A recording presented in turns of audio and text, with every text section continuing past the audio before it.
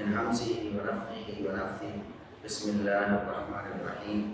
يا أيها الذين آمنوا لا تقدموا بين يدي الله ورسوله واتقوا الله إن الله سميع عليم. محترم ناظرین اور معزز سامعین، ڈاکٹر محمد طاہر القادری صاحب ہمارے ملک پاکستان کی ایک نامور شخصیت ہیں اور پوری دنیا میں لوگ ان کے حلقہ ارادت و احباب میں داخل ہیں. وہ جو بات کرتے ہیں اسے پوری دنیا میں سنا جاتا ہے اور لوگ اعتماد کی بنا پر اس پر یقین کر لیتے ہیں. کچھ باتیں ایسی ہیں جو ڈاکٹر طاہر القادری صاحب کرتے ہیں تو ہمیں دلائل کی بنیاد پر ان سے اختلاف ہے. ہمیں ان سے ذاتی حوالے سے کوئی مسئلہ کوئی پرابلم نہیں ہے. صرف یہ ہے کہ قرآن و سنت کے دلائل جہاں ہمیں نظر آتا ہے کہ وہ قرآن و سنت کے دلائل کے منہ سے غلط ہیں تو ہم اپنی ذمہ داری سمجھتے ہیں کہ اچھے انداز میں ہم ان معاملات کی نشاندہی کر دیں تاکہ ڈاکٹر صاحب بھی اگر غور کریں، رجوع کریں یا سننے والے لوگ جو ہیں کم از کم وہ اس معاملے کو سمجھیں اور دلائل کی روح سے کتاب و سنت پر ہی اپنے عقائد و اعمال کی بنیاد رکھیں. آج جس ٹاپک پہ میں کچھ عرض کرنا چاہتا ہوں وہ مسئلہ توسل ہے، وسیلہ. اس حوالے سے ڈاکٹر صاحب نے کچھ گفتگو کی ہے اور کئی ایک ویڈیوز تھیں، ان میں سے 3-4 ویڈیوز کو میں نے دیکھا ہے. تو اس میں انہوں نے اہل حدیث پر خصوصاً یہ الزام عائد کیا ہے کہ یہ وسیلے کو مانتے نہیں، یہ وسیلے کے منکر ہیں. تو ہم انتہائی ادب کے ساتھ اور احترام کے ساتھ یہ عرض کرتے ہیں کہ اہل حدیث قطعاً وسیلے کے منکر نہیں ہیں. ڈاکٹر صاحب نے یہ کہا ہے کہ وسیلے کو نہ ماننا یہ قرآن و سنت کو نہ ماننا ہے، یہ قرآن و سنت کا انکار ہے. وہ کہتے ہیں کہ وسیلے کو عقیدہ توحید کے خلاف سمجھنا یہ قرآن کا انکار اور شریعت قرآنی سے جہالت ہے. ارے وسیلے کو عقیدہ توحید کے خلاف سمجھنا یہ قرآن کا انکار اور شریعت قرآنی کی سے جہالت. تو ہم یہ عرض کرتے ہیں کہ ہم نے جو قرآن و سنت میں موجود وسیلہ ہے، قرآن و سنت کی نصوص سے جو ثابت وسیلہ ہے، اللہ کے فضل و کرم سے ہم قطعاً اس کے مخالف نہیں ہیں اور اس کے منکر نہیں ہیں. میں یہاں عرض کروں گا کہ وسیلے کی 3 قسمیں ایسی ہیں جو بالکل جائز ہیں. وسیلہ دراصل اس کو ہم پہلے سمجھ لیتے ہیں کہ وسیلہ ہے کیا. ہم اللہ رب العزت سے دعا مانگتے ہیں. دعا مانگتے ہوئے ہم اللہ رب العزت کو وسیلہ اور واسطہ دیتے ہیں کہ یا اللہ اس چیز کے واسطے سے ہماری دعا قبول فرما دے. تو 3 قسم کے وسیلے ایسے ہیں جو جائز ہیں. ان 3 قسموں کے علاوہ جتنے بھی قسمیں وسیلے کی ہیں وہ ناجائز ہیں کیونکہ قرآن و سنت سے ان کا ثبوت نہیں ملتا. تو ڈاکٹر صاحب بار بار اس بات کا اظہار کرتے ہیں کہ یہ لوگ وسیلے کے منکر ہیں. ایک موقع پر وہ کہتے ہیں کہ یہ خیال کرنا کہ توسل کا کوئی بیان نہیں ہے عقیدہ اور دین میں اور توحید میں، یہ بھی انکار ہے کیونکہ بقول یہ دین کا، شریعت کا، قرآن کا انکار ہے. کیونکہ ان کی یہ بات تو بالکل درست ہے کہ عقیدے کا بیان، وسیلے کا بیان عقیدے میں موجود ہے، قرآن و سنت میں موجود ہے. لیکن جس انداز سے وہ الزام کر رہے ہیں کہ یہ لوگ قرآن کے منکر ہیں یا وسیلے کے سرے سے منکر ہیں، یہ بات غلط ہے. اور یہ خیال کہ توسل کا کوئی بیان نہیں ہے عقیدہ دین میں، اور ہم 3 قسم کے وسیلے کے بالکل اقراری ہیں اور اس پر عمل پیرا ہیں. اس حوالے سے کوئی بھی انکار ہم میں سے نہیں کرتا ہے. اور یہ وسیلے کی 3 قسمیں قرآن و سنت سے ثابت ہیں، وہ میں دلائل کے ساتھ یہاں آپ کے سامنے عرض کروں گا. پہلی جو قسم ہے اللہ کے اسماء کا وسیلہ لینا. اللہ رب العزت کو اس کے اچھے اچھے ناموں کا وسیلہ دینا اور اللہ کو اس کی صفات کا وسیلہ دینا، یہ قرآن کریم سے ثابت ہے۔ سورہ اعراف میں آیت نمبر 180 ہے، 180 نمبر آیت ہے۔ اللہ رب العزت نے فرمایا وَلِلَّهِ الْأَسْمَاءُ الْحُسْنَىٰ فَادْعُوهُ بِهَا، اللہ رب العزت کے اچھے اچھے نام ہیں، تم ان ناموں کے وسیلے اور واسطے سے اللہ کو پکارا کرو۔ اس طرح ہمارا اعتقاد ہے کہ یہ وسیلے کی صورت بالکل جائز ہے، بلکہ اس کو اختیار کرنا یہ دعا کی قبولیت کے چانسز بہت زیادہ بڑھا دیتا ہے، کیونکہ اللہ رب العزت نے خود فرمایا ہے کہ میرے ناموں کے وسیلے اور واسطے سے سوال کیا کرو، تو بالکل ہم اسے جائز اور درست سمجھتے ہیں۔ جیسا کہ ہم کہتے ہیں یا اللہ تو بڑا رحیم ہے تو ہم پر رحمت فرما دے، یا اللہ تو رزاق ہے تو ہمیں رزق عطا فرما دے، یا اللہ تو رؤوف الرحیم ہے ہم پر شفقت فرما دے۔ تو اس طرح اللہ کے ناموں کا واسطہ دینا اور اس کی صفات کا اللہ کو واسطہ دینا یہ بالکل جائز ہے۔ دوسری صورت جو نیک اعمال کا وسیلہ، آپ نے اللہ کو راضی کرنے کے لیے کوئی عمل کیا ہے، اس عمل میں اللہ کو راضی کرنے کے علاوہ کسی قسم کی اور آپ کی ٹینشن نہیں تھی، تو آپ اس عمل کو اللہ کے سامنے وسیلے کے طور پر پیش کر سکتے ہیں، اور یہ صحیح بخاری اور صحیح مسلم میں احادیث موجود ہیں، اور ایک حدیث تو اصحاب الغار کے نام سے بڑی مشہور و معروف ہے، تو صحیح بخاری میں 2215 نمبر اور صحیح مسلم میں 2743 نمبر ہے۔ اصحاب الغار کی حدیث، 3 بندے وہ طوفان سے بچنے کے لیے غار میں چلے گئے اور اوپر سے غار کے دھانے پر ایک بہت بڑی چٹان آ کر لگ گئی، موت کو انہوں نے اپنے سامنے دیکھا، بچنے کے کوئی چانسز نہیں تھے،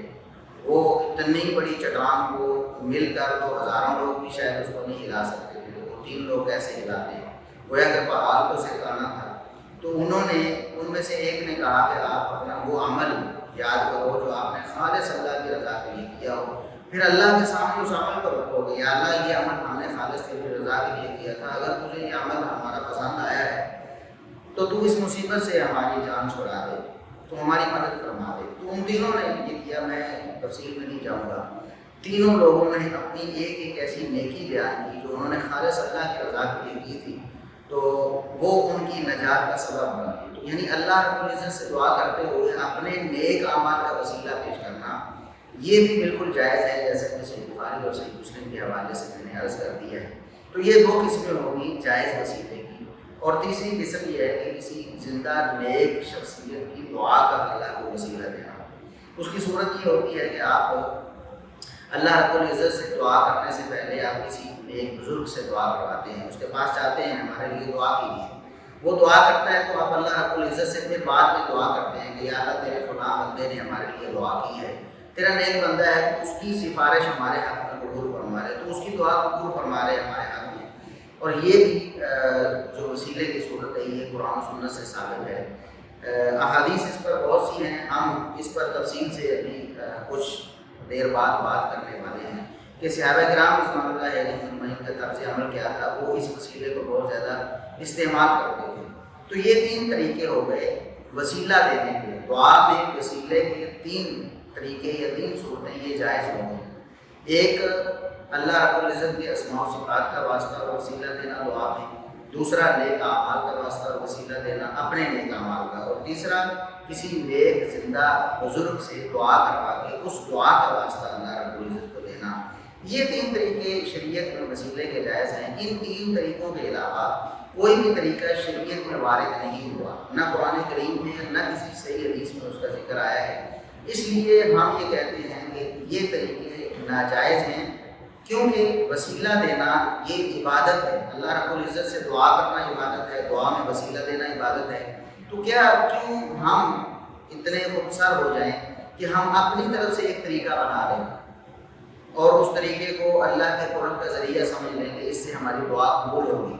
یہ تو جائز نہیں ہے۔ سورۃ الحجرات کی پہلی آیت میں نے تلاوت کی ہے کہ یا ایھا الذین آمنوا لا تقدموا بین یدی اللہ ورسولہ، اے ایمان والو اللہ اور اس کے رسول سے آگے نہ بڑھو۔ اب ظاہر ہے کہ ہم اللہ اور اس کے رسول صلی اللہ علیہ وسلم سے کوئی دوڑ تو لگا نہیں رہے کہ فزیکلی کو ہم آگے بڑھ رہے ہیں، ایسا نہیں ہے۔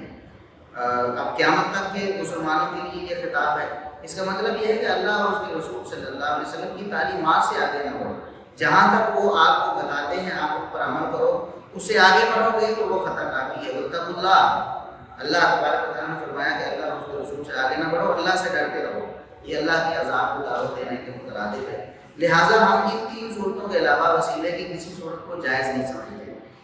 اگر ڈاکٹر صاحب یہ کہیں کہ 3 وسیلوں کو بھی لوگ مانتے ہیں اور 3 کے علاوہ کسی کو نہیں مانتے، بالکل درست فرمائیں گے، لیکن اگر وہ کہیں کہ سرے سے یہ وسیلے کے منکر ہیں تو یہ غلط بات ہے۔ ہم نے بتایا کہ 3 قسم وسیلے کی ہم تسلیم کرتے ہیں۔ اب رہی ڈاکٹر صاحب کے دلائل کی بات، تو ڈاکٹر صاحب نے اپنے وسیلے جس وسیلے کو وہ ثابت کرنا چاہتے ہیں وہ وسیلہ کیا ہے؟ وہ یہ ہے کہ دعا کرتے وقت کسی بزرگ یا کسی نبی یا کسی ولی کی ذات کا اللہ کو وسیلہ دیا کہ یا اللہ فلاں نبی کی ذات کے واسطے اس کے طفیل ہماری یہ دعا قبول فرما لے۔ تو ہم یہ کہتے ہیں کہ یہ وسیلہ نہ قرآن کریم میں کہیں وارد ہوا ہے، نہ کسی صحیح حدیث میں اس کا کوئی ذکر آیا ہے، لہٰذا یہ وسیلہ جائز نہیں۔ نہ صحابہ کرام نے کبھی زندگی میں نبی کریم صلی اللہ علیہ وسلم یا سابقہ انبیاء میں سے کسی کی ذات کا وسیلہ اللہ رب العزت کو دیا ہے۔ اس بارے میں تفصیل سے ہم آگے بات کریں گے کہ صحابہ کرام کا طرز عمل کیا تھا۔ تو قرآن کریم سے کچھ آیات ڈاکٹر طاہر قادری صاحب نے پیش کرنے کی کوشش کی ہے۔ وہ کہتے ہیں کہ وسیلہ کا لفظ ہم نے نہیں گھڑا ہے بلکہ یہ تو قرآن نے دیا ہے، کہتے ہیں وسیلے کا لفظ قرآن نے دیا ہے۔ اور پھر انہوں نے آیت پڑھی یا ایھا الذین آمنوا اتقوا اللہ وابتغوا الیہ الوسیلہ، کہ ایمان والو اللہ سے ڈر جاؤ اور اللہ کی طرف وسیلہ تلاش کرو۔ اور یہ خیال کہ توسل کا کوئی بیان نہیں ہے عقیدہ دین میں اور توحید میں، یہ بھی انکار۔ وسیلہ کا لفظ کسی نے نہیں کرا، خود وسیلہ کا لفظ قرآن نے دیا ہے۔ اور ارشاد فرمایا گیا یا ایھا الذین آمنوا اتقوا اللہ وابتغوا الیہ الوسیلہ وجاہدوا فی سبیلہ لعلکم تفلحون، ایمان والو اللہ سے ڈرو اور اللہ کا قرب پانے کے لیے اس تک کوئی وسیلہ تلاش کرو۔ ڈاکٹر صاحب اس آیت کو ہمارے خلاف تب پیش کرتے ہیں جب ہم وسیلے کے سرے سے منکر ہوتے ہیں۔ وسیلے کا لفظ ہے تو میں نے بتایا کہ 3 قسم کا وسیلہ تو ہم خود جائز سمجھتے ہیں، لہٰذا اللہ رب العزت نے جو فرمایا ہے کہ ایمان والو اللہ سے ڈر جاؤ اور اللہ کی طرف وسیلہ تلاش کرو، اللہ کے قرب کا ذریعہ تلاش کرو، تو ہم تو بہت سے ذرائع کو مانتے ہیں جو اللہ کے قرب کے ہیں، لہٰذا یہ آیت ہمارے خلاف نہیں ہے، نہ اس سے ڈاکٹر طاہر قادری صاحب کا کوئی مفاد ثابت ہوتا ہے۔ تفصیل مزید اس کی بات ہم آگے کرتے ہیں۔ دوسری آیت انہوں نے سورۃ الاسراء کی 57 نمبر پڑھی کہ اولئک الذین یدعون یبتغون الیہ الوسیلہ، کہ یہ جو لوگ اولئک الذین یدعون یبتغون الی ربہم الوسیلہ، یہ لوگ جو نیک لوگ ہیں جن کا ذکر اللہ رب العزت فرما رہے تھے، جنہیں یہ مشرکین جن کی عبادت کرنا شروع ہو گئے ہیں، تو اللہ رب العزت نے فرمایا کہ مشرکین ان کی عبادت کر رہے ہیں حالانکہ یہ خود اللہ کے قرب کی طرف دوڑتے ہیں کہ اللہ کا قرب ہم خود کس طرح تلاش کریں۔ تو وہاں یہ الفاظ ہیں یبتغون الی ربہم الوسیلہ، وہ اپنے رب کی طرف وسیلہ تلاش کرتے ہیں۔ تو وسیلہ تلاش کرتے ہیں تو وسیلے کی جو جائز ہوتے ہیں وہی جیسا کہ قرآن و سنت میں مذکور ہیں وہی وہ اختیار کرتے ہیں جو نیک لوگ ہیں۔ آگے جو الفاظ ہیں ایھم اقرب، کہ ان میں سے کون اللہ کے زیادہ قریب ہے۔ ان الفاظ کا تعلق کس سے ہے؟ کیا نیک دعا کرتے وقت اللہ کی طرف وسیلہ تلاش کرتے وقت یہ دیکھتے ہیں کہ اللہ کے زیادہ قریب کون ہے، ہم اس کا وسیلہ اختیار کریں؟ ایک یہ صورت ہو سکتی ہے، اور دوسری صورت یہ ہے کہ جو نیک لوگ ہیں وہ اللہ رب العزت کا وسیلہ تلاش کرتے ہیں، جو ان میں سے زیادہ اللہ کے قریب ہے وہ اللہ کی طرف زیادہ قرب تلاش کرتا ہے۔ ایک یہ تفسیر ہے۔ اگر ہم پہلی تفسیر ہی مان لیں جو کہ ڈاکٹر صاحب کے مقصود ہے اور ان کے شاید وہ سمجھتے ہیں کہ یہ میرے مفاد میں ہے کہ وہ لوگ تلاش کرتے ہیں کہ کون اللہ کے زیادہ قریب ہے، ہم اس کا وسیلہ اختیار کریں، تو ہم نے پیچھے بیان کیا کہ وسیلے کی 3 جائز صورتیں ہیں۔ ان میں سے ایک جائز صورت یہ ہے کہ کسی زندہ ولی بزرگ نیک شخصیت کی دعا کا اللہ کو وسیلہ دیں، تو یہاں یہ بھی مراد ہو سکتا ہے اور بالکل جائز ہے۔ اور اگر ڈاکٹر صاحب کہیں کہ نہیں کسی فوت شدہ شخصیت یا کسی زندہ شخصیت کی ذات کا اللہ کو وسیلہ دینا کہ اللہ تجھے فلاں کا واسطہ، تجھے تیرے نبی کا واسطہ، تجھے فلاں بزرگ ولی کا واسطہ، تو یہ اس آیت سے قطعاً ثابت نہیں ہوتا۔ اس کی بارے میں ایک تو پہلی بات تو یہ ہے کہ ایہم اقرب کے بارے میں نے بتا دیا کہ اس کا یہ مطلب بھی ہو سکتا ہے ان میں سے جو اللہ کے زیادہ قریب ہے وہ اللہ کی طرف اور زیادہ قرب تلاش کرتا ہے۔ پھر تو ڈاکٹر صاحب نے جو وسیلے کا معنی مفہوم پیش کرنے کی کوشش کی ہے وہ بالکل غلط ہو جائے گی۔ اور اگر ہم مان لیں کہ واقعی وہ کسی نیک ہستی کا وسیلہ تلاش کرتے ہیں تو نیک ہستی کا ایک قسم کا وسیلہ تو شریعت نے خود جائز قرار دیا ہے کہ نیک زندہ بندے کی دعا کا وسیلہ، تو وہ بھی مراد ہو سکتا ہے۔ دوسری بات یہ ہے کہ تفسیر ابن کثیر میں حافظ ابن کثیر رحمہ اللہ تعالیٰ نے ان دونوں آیتوں کو جو ڈاکٹر صاحب نے پیش کی ہیں، پہلی آیت کہ اللہ کی طرف وسیلہ تلاش کرو اور دوسری آیت کہ نیک لوگ اللہ کی طرف وسیلہ تلاش کرتے ہیں، تو حافظ ابن کثیر رحمہ اللہ تعالیٰ اس آیت کے بارے میں فرماتے ہیں کہ وَهَٰذَا الَّذِي قَالَهُ هَٰؤُلَاءِ الْأَئِمَّةُ لَا خِلَافَ بَيْنَ الْمُفَسِّرِينَ فِيهِ۔ انہوں نے پیش کیا کہ مفسرین اس کی تفسیر یہ کرتے ہیں کہ یہاں نیک اعمال کا وسیلہ مراد ہے۔ ایمان والوں اللہ کی طرف وسیلہ تلاش کرو، مطلب یہ ہے کہ زیادہ سے زیادہ نیک اعمال ڈھونڈ کر کرو، وہ تمہیں اللہ کے قریب کر دیں۔ تو حافظ ابن کثیر رحمہ اللہ یہ فیصلہ دیتے ہیں کہ یہ جو مفسرین تفسیر کر رہے ہیں کہ ان دونوں آیتوں میں نیک اعمال کا وسیلہ مراد ہے، نہ کہ نیک لوگوں کی ذات کا وسیلہ۔ اپنے نیک اعمال اللہ کی راہ میں اللہ کے سامنے پیش کرو اور اللہ کا قرب حاصل کرو اس سے، تو یہ مراد ہے۔ وہ کہتے ہیں کہ یہ جو مفسرین یہ بات کہہ رہے ہیں اس بارے میں کسی کا کوئی اختلاف نہیں، سب مفسرین کہتے ہیں کہ ان دونوں آیات سے مراد نیک اعمال کا وسیلہ ہے، نہ کہ نیک لوگوں کی ذات کا وسیلہ۔ اور حافظ ابن کثیر رحمہ اللہ کے بارے میں ڈاکٹر صاحب خود یہ گواہی دے چکے ہیں، ہم ان کا کلپ آپ کے سامنے چلاتے ہیں۔ وہ کہتے ہیں کہ حافظ ابن کثیر رحمہ اللہ کا عقیدہ بہت اچھا تھا، بہت ستھرا اور بہت بڑے عقیدے والے تھے۔ تو ڈاکٹر صاحب یہی حافظ ابن کثیر رحمہ اللہ اسی مسئلے میں آپ کے موافق نہیں ہیں۔ وہ کہتے ہیں کہ ان دونوں آیتوں میں جو وسیلے کا ذکر ہے وہ اپنے نیک اعمال کا وسیلہ ہے، نہ کہ کسی فوت شدہ یا کسی زندہ بزرگ کی ذات کا وسیلہ۔ یہ حافظ ابن کثیر رحمہ اللہ نے یہ سورہ الاسراء کی آیت نمبر 57 اور جو یا ایھا الذین آمنوا اتقوا اللہ وابتغوا الیہ الوسیلہ اس آیت کے تحت اس بات کو ذکر کیا ہے۔ لہٰذا یہ آپ کا یعنی ان دو آیات کو پیش کرنا بالکل درست نہیں ہے۔ اس بارے میں ایک دلیل ڈاکٹر صاحب نے یہ پیش کرنے کی کوشش، یوسف علیہ السلام نے یعقوب علیہ السلام کو اپنی قمیص بھیجی تھی۔ جب یعقوب علیہ السلام اپنے بیٹے یوسف علیہ السلام کی جدائی میں ان کے غم میں رو رو کر ان کی آنکھیں جو ہے نا وہ کام کرنا چھوڑ دی، بینائی چلی گئی، وہ نابینا ہو گئے، تو یوسف علیہ السلام نے وہاں اپنے بھائیوں کے ہاتھ اپنی قمیص بھیجی تھی کہ جاؤ یہ قمیص لے جاؤ میرے والد یعقوب علیہ السلام کی آنکھوں پہ ڈالنا، ان کے سر پہ ڈالنا، تو انشاءاللہ ان کی جو ہے بینائی واپس آ جائے گی۔ تو کہتے ہیں کہ دیکھیں ایک نبی جو یوسف علیہ السلام ہیں ان کی قمیص کے وسیلے اور طفیل سے یعقوب علیہ السلام کی آنکھیں ٹھیک ہو گئی، تو لہٰذا وسیلہ اور طفیل اور اللہ کو بزرگوں کی ذات کا وسیلہ دینا جائز ہوگا۔ فلما ان جاء البشیر فالقاه على وجهه فارتد بصیرا، اپنا قمیض اتارا جو حضرت ابراہیم علیہ السلام کے وقت سے ان کے پاس چلا آتا تھا، اتار کے قمیض دیا اور کہا یہ میرا قمیض میرے والد حضرت یعقوب کے چہرے آنکھوں پہ رکھنا، اس کے وسیلے سے بینائی آ جائے گی۔ قرآن بول رہا ہوں، پر وہ قرآن بتاتا ہے کہ جب وہ قمیض لے کے بھائی آیا حضرت یعقوب کے چہرے پہ رکھا، حضرت یوسف کے قمیض کے وسیلے سے بینائی لوٹ آئی۔ اب وسیلے کا انکار کرنا دو پیغمبروں کی سنت کا انکار ہے اور قرآن مجید کی نص کا انکار ہے۔ یہ کیسی جاہلانہ توحید ہے جو تمہیں وسیلے سے دور لے جا رہی ہے۔ ارے وسیلہ مصطفیٰ کے بغیر تو آپ کے ہمارے باپ حضرت آدم کی توبہ بھی قبول نہ ہوتی۔ پہلی بات تو ہم یہ عرض کرتے ہیں کہ یہاں توسل کا مسئلہ نہیں ہے، وسیلے کا مسئلہ نہیں، تبرک کا مسئلہ ہے۔ آپ نے ان دونوں معاملات کو غلط کر دیا جس کی وجہ سے یہ غلطی ہو گئی۔ یہاں توسل کا مسئلہ نہیں، یہاں تبرک کا مسئلہ ہے۔ تبرک کیا ہے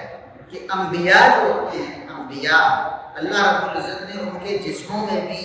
برکت رکھی ہے کہ فزیکلی ان کے جسم کو ہاتھ لگانے سے بھی برکت نصیب ہوتی ہے، جیسا کہ صحابہ کرام بھی نبی کریم صلی اللہ علیہ وسلم کی ذات بابرکات سے برکت حاصل کرتے رہے۔ نبی کریم صلی اللہ علیہ وسلم کے برتنوں سے آپ صلی اللہ علیہ وسلم کی وفات کے بعد آپ کے برتنوں میں پانی پی کے شفا حاصل کرتے رہے، کیونکہ ان برتنوں کو آپ صلی اللہ علیہ وسلم نے ہاتھ لگایا تھا اور آپ صلی اللہ علیہ وسلم نے اپنے لب مبارک کو کر رکھے تھے۔ اسی طرح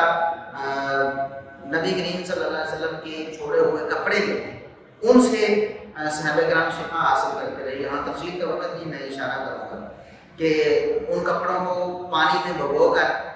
پانی جو ہے وہ مریضوں کو پلایا جاتا، انہیں شفا ہو جاتی تھی۔ اس بارے میں تو امت میں اتفاق ہے کہ انبیاء کرام علیہ السلام ان کے جو اجسام ہیں یا ان کے جو آثار ہیں، یعنی کپڑے ہیں، ان کی لاٹھی ہے، ان کے جوتے ہیں، جو بھی نبی کریم صلی اللہ علیہ وسلم یا دیگر انبیاء کے استعمال میں جو چیزیں رہی ہیں، جو ان کے ساتھ ٹچ کرتی رہی ہیں، ان میں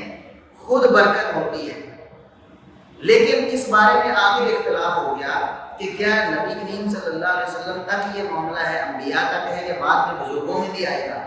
تو کچھ لوگوں نے تو بزرگوں کے بھی تبرکات شروع کر دیے۔ تو علامہ شاطبی رحمہ اللہ نے بڑی پیاری بات اس بارے میں کی ہے۔ انہوں نے فرمایا کہ دیکھیں، اگر انبیاء کے علاوہ اور بھی کسی کا تبرک ہوتا، ان کے جسموں کی ذاتی کوئی برکت ہوتی یا ان کی بچی ہوئی چیزیں یا ان کی چھوڑی ہوئی چیزوں میں کوئی اس طرح کی برکت ہوتی، تو نبی کریم صلی اللہ علیہ وسلم کے بعد سب سے افضل ترین ہستی اس کائنات کی ابوبکر صدیق رضی اللہ عنہ تھی۔ تو ابوبکر صدیق رضی اللہ عنہ کی ذات سے، ان کے جسم سے، ان کے کپڑے سے، ان کی لاٹھی سے، ان کے جوتے سے یا کسی بھی چیز سے کسی بھی صحابی نے تبرک نہیں لیا۔ کوئی ایک روایت بھی ایسی ثابت نہیں ہے۔ اور اسی طرح پھر عمر فاروق رضی اللہ عنہ، عثمان غنی ہے، مرتضیٰ ہے رضی اللہ عنہ اجمعین،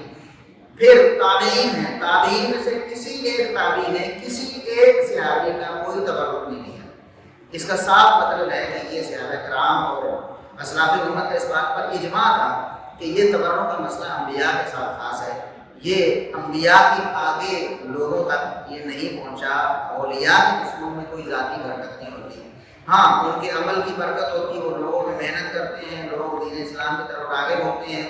لوگ گناہوں سے بچتے ہیں، نیکی کی طرف آتے ہیں، یہ ان کے عمل کی ایک برکت ہے۔ ان کے جسم میں کہ ٹچ کرنے سے کوئی برکت ہوئی ہے، ان کے کپڑے سے کوئی تبرک لیا جائے، اس کو چوما جائے یا اس کو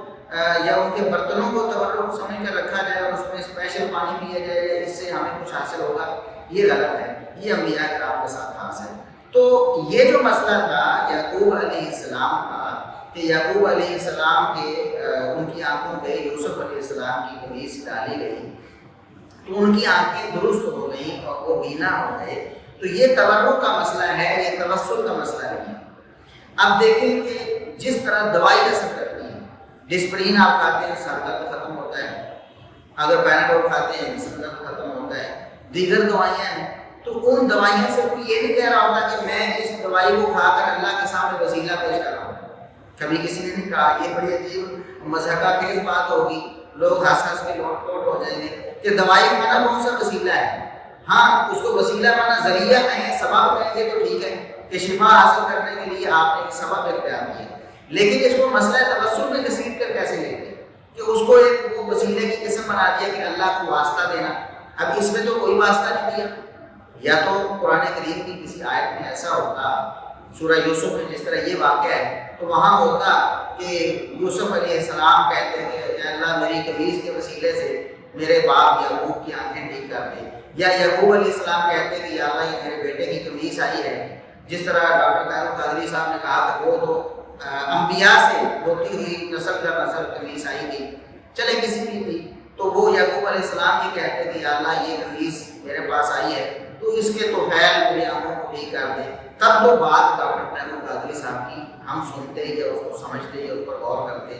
لیکن جس طرح دوائی کو کھا کر یا گولی کو کھا کر انسان سبب بناتا ہے شفا حاصل کرنے کا، انبیاء کے اجسام میں کسی طرح کی برکت ہوتی۔ میں نے عرض کیا نا کہ نبی کریم صلی اللہ علیہ وسلم کے برتنوں کو لوگ شفا حاصل کرنے کے لیے استعمال کرتے ہیں، آپ کے کپڑوں کو استعمال کرتے تھے، تو صاف سی بات ہے کہ ایک نبی کی قمیص ہے جو یوسف علیہ السلام کی قمیص ہے، وہ شفا حاصل کرنے کے لیے استعمال کی گئی، اس میں مسئلہ توسل نہیں ہے، مسئلہ تبرک ہے، لہٰذا ڈاکٹر صاحب کا اس سے استدلال کرنا یہ بھی بالکل غلط ہے یہ درست نہیں ہے۔ اب یہ تو 3 دلائل ایسے تھے، 2 آیات یا ایھا الذین آمنوا اتقوا اللہ وابتغوا الیہ الوسیلہ، ایک یہ آیت، اور دوسرا یدعون یبتغون الی ربہم الوسیلہ ایھم اقرب، یہ آیت تھی، اور تیسرا یوسف علیہ السلام کی قمیص کا واقعہ تھا۔ یہ تینوں ہم نے آپ کے سامنے رکھے ہیں اور آپ کو بات سمجھانے کی کوشش کی ہے کہ یہاں مسئلہ توسل جو ڈاکٹر طاہر القادری صاحب ثابت کرنا چاہتے ہیں قطعاً نہیں ہے کہ اللہ کو یہ وسیلہ دینا کہ یا اللہ تجھے تیرے نبی کی ذات کا وسیلہ، تجھے تیرے ولی کا وسیلہ، تو ہماری بات مان لے، ہماری دعا قبول کر لے، ایسی کوئی بات ان تینوں آیات میں قطع نہیں ہے۔ نہ مفسرین امت میں جو آئے ہیں انہوں نے کوئی ایسی بات لکھی ہے، جو متقدمین اور اہل سنت کے بڑے بڑے مفسرین ان میں سے کسی نے یہ بات قطع نہیں لکھی ہے۔ اب رہ گئی کچھ روایات کی بات، یہ تو آیات کی بات ہے، اب کچھ احادیث کو وہ پیش کرنے کی کوشش کرتے ہیں ڈاکٹر طاہر القادری صاحب۔ ہم ان احادیث کو ذکر کرنے سے پہلے اور ان کے استدلال کا اور استنباط کا رد کرنے سے پہلے ہم کچھ تمہیداً بات کرنا چاہتے ہیں کہ احادیث سے استدلال کرنا یہ فقہ حنفی کی روح سے کیسا ہے۔ فقہ حنفی یا حنفی فقہا جو ہیں انہوں نے کچھ اصول بنائے ہیں، مرتب کیے ہیں، ان اصولوں کی روشنی میں کیا وہ روایات جو ڈاکٹر طاہر القادری صاحب پیش کرنا چاہتے ہیں اس عقیدہ توسل پر کہ بزرگوں کی ذات کا وسیلہ اللہ کو دینا جائز ہے، کیا ان کا استنباط اور استدلال درست ہو سکتا ہے یا نہیں؟ پہلی بات تو یہ ہے کہ فقہ حنفی میں عقائد میں جو خبر احاد ہیں، اخبار احاد حجت ہیں، ان کے نزدیک یہ شرط ہے فقہائے احناف کے نزدیک کہ کسی حدیث کو اگر آپ نے عقیدے میں پیش کرنا ہے اور دلیل بنانا ہے تو اس کے لیے اس کا متواتر ہونا ضروری ہے۔ اگر وہ خبر احاد ہے یعنی ہر طبقے میں اتنے بے شمار افراد نہیں ہیں، متواتر کی جو بحث ہے ڈاکٹر طاہر القادری صاحب بھی سمجھتے ہیں اور اکثر لوگ جو علم حدیث سے متعلق ہیں وہ بھی سمجھتے ہیں، تو جو خبریں احاد ہوں گی احناف کے ہاں متقدمین اور محققین احناف کے ہاں وہ عقیدے میں دلیل نہیں بنتی۔ تو ڈاکٹر صاحب نے جو اخبار احاد ساری کی ساری وہ اخبار احاد ہیں جو ڈاکٹر صاحب پیش کرتے ہیں، اور اخبار احاد بھی ایسی نہیں جو سند سے ثابت ہوں، وہ ان میں سے اکثر ایسی ہیں جو من گھڑت ہیں، جھوٹی ہیں، کمزور ہیں، ضعیف ہیں۔ محدثین ان کو بس اوقات اپنی ایسی کتابوں میں جن میں انہوں نے جھوٹی روایتیں نقل کی ہیں اور امت کو بتایا کہ ان جھوٹی روایتوں سے بچ جائیں، ایسی روایات کو ڈاکٹر طاہر القادری صاحب نے اپنے موقف کے اس بات میں پیش کر دی ہیں۔ تو کیسے درست ہو سکتا ہے کہ ایک اتنا اہم مسئلہ ہے اور عقیدے کا مسئلہ ہے اور فقہائے احناف یہ کہتے ہیں کہ خبر احاد سے ظن ثابت ہوتا ہے، یقین ثابت نہیں ہوتا، تو اتنے بڑا مسئلہ ہے عقیدے کا وہ ظن سے کیسے ثابت کر دے گا؟ اس بارے میں ایک حوالہ ذکر کروں گا، وہ ملا علی قاری حنفی کا ہے۔ ملا علی قاری حنفی بہت بڑے عالم ہیں احناف کے، انہوں نے ایک کتاب لکھی ہے نبی کریم صلی اللہ علیہ وسلم کے والدین پر۔ اس کتاب میں انہوں نے صاف طور پر یہ لکھا ہے کہ عقائد میں ہمارے ہاں اخبار احاد جو ہیں وہ دلیل نہیں بن سکتے، اخبار احاد سے کوئی عقیدہ ثابت نہیں ہو سکتا۔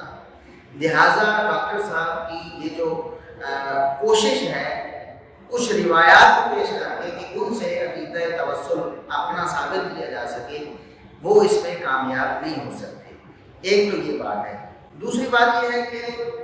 ڈاکٹر طاہر القادری صاحب نے اس حوالے سے آدم علیہ السلام کا بھی ذکر کر دیا چلتے چلتے، تفصیل نہیں کی اور دلائل بھی نہیں دیے اس بارے میں، لیکن یہ کہہ دیا کہ آدم علیہ السلام کی جو توبہ قبول ہوئی تھی وہ بھی محمد صلی اللہ علیہ وسلم کے واسطے اور وسیلے سے ہوئی، یعنی آدم علیہ السلام نے اللہ کو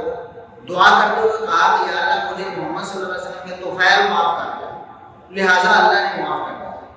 ارے وسیلہ مصطفیٰ کے بغیر تو آپ کے ہمارے باپ حضرت آدم کی توبہ بھی قبول نہ ہوتی۔ یہ جو بات انہوں نے کی ہے یہ کتنی خطرناک ہے۔ قرآن کریم کی آیات میں صاف طور پر اللہ رب العزت نے یہ فرمایا ہے کہ جب آدم علیہ السلام اور حوا علیہ السلام سے یہ خطا ہوئی کہ انہوں نے وہ دانا وہ درخت چکھ لیا جس سے قریب جانے سے بھی منع کیا گیا تھا، تو اللہ رب العزت نے جنت سے نکال دیا، دنیا میں بھی نہیں کیا۔ اب وہ پریشان تھے، رو رہے تھے، اللہ رب العزت سے معافیاں مانگ رہے تھے، تو فَتَلَقَّىٰ آدَمُ مِن رَّبِّهِ کلمات، جو معافی مانگنے کے لیے کلمات سے، وہ بھی آدم علیہ السلام نے اللہ سے سیکھی کہ یا اللہ تو مجھے بتا دے کن کلمات سے تو راضی ہو جائے گا۔ تو جب وہ کلمات آدم علیہ السلام نے سیکھے اور ان کلمات کو اللہ رب العزت کے دربار میں پیش کیا تو اللہ رب العزت نے انہیں معاف فرما دیا۔ اب وہ کلمات کیا ہیں؟ وہی قرآن کریم میں ہی موجود ہیں۔ ربنا ظلمنا انفسنا وان لم تغفر لنا وترحمنا لنکونن من الخاسرین۔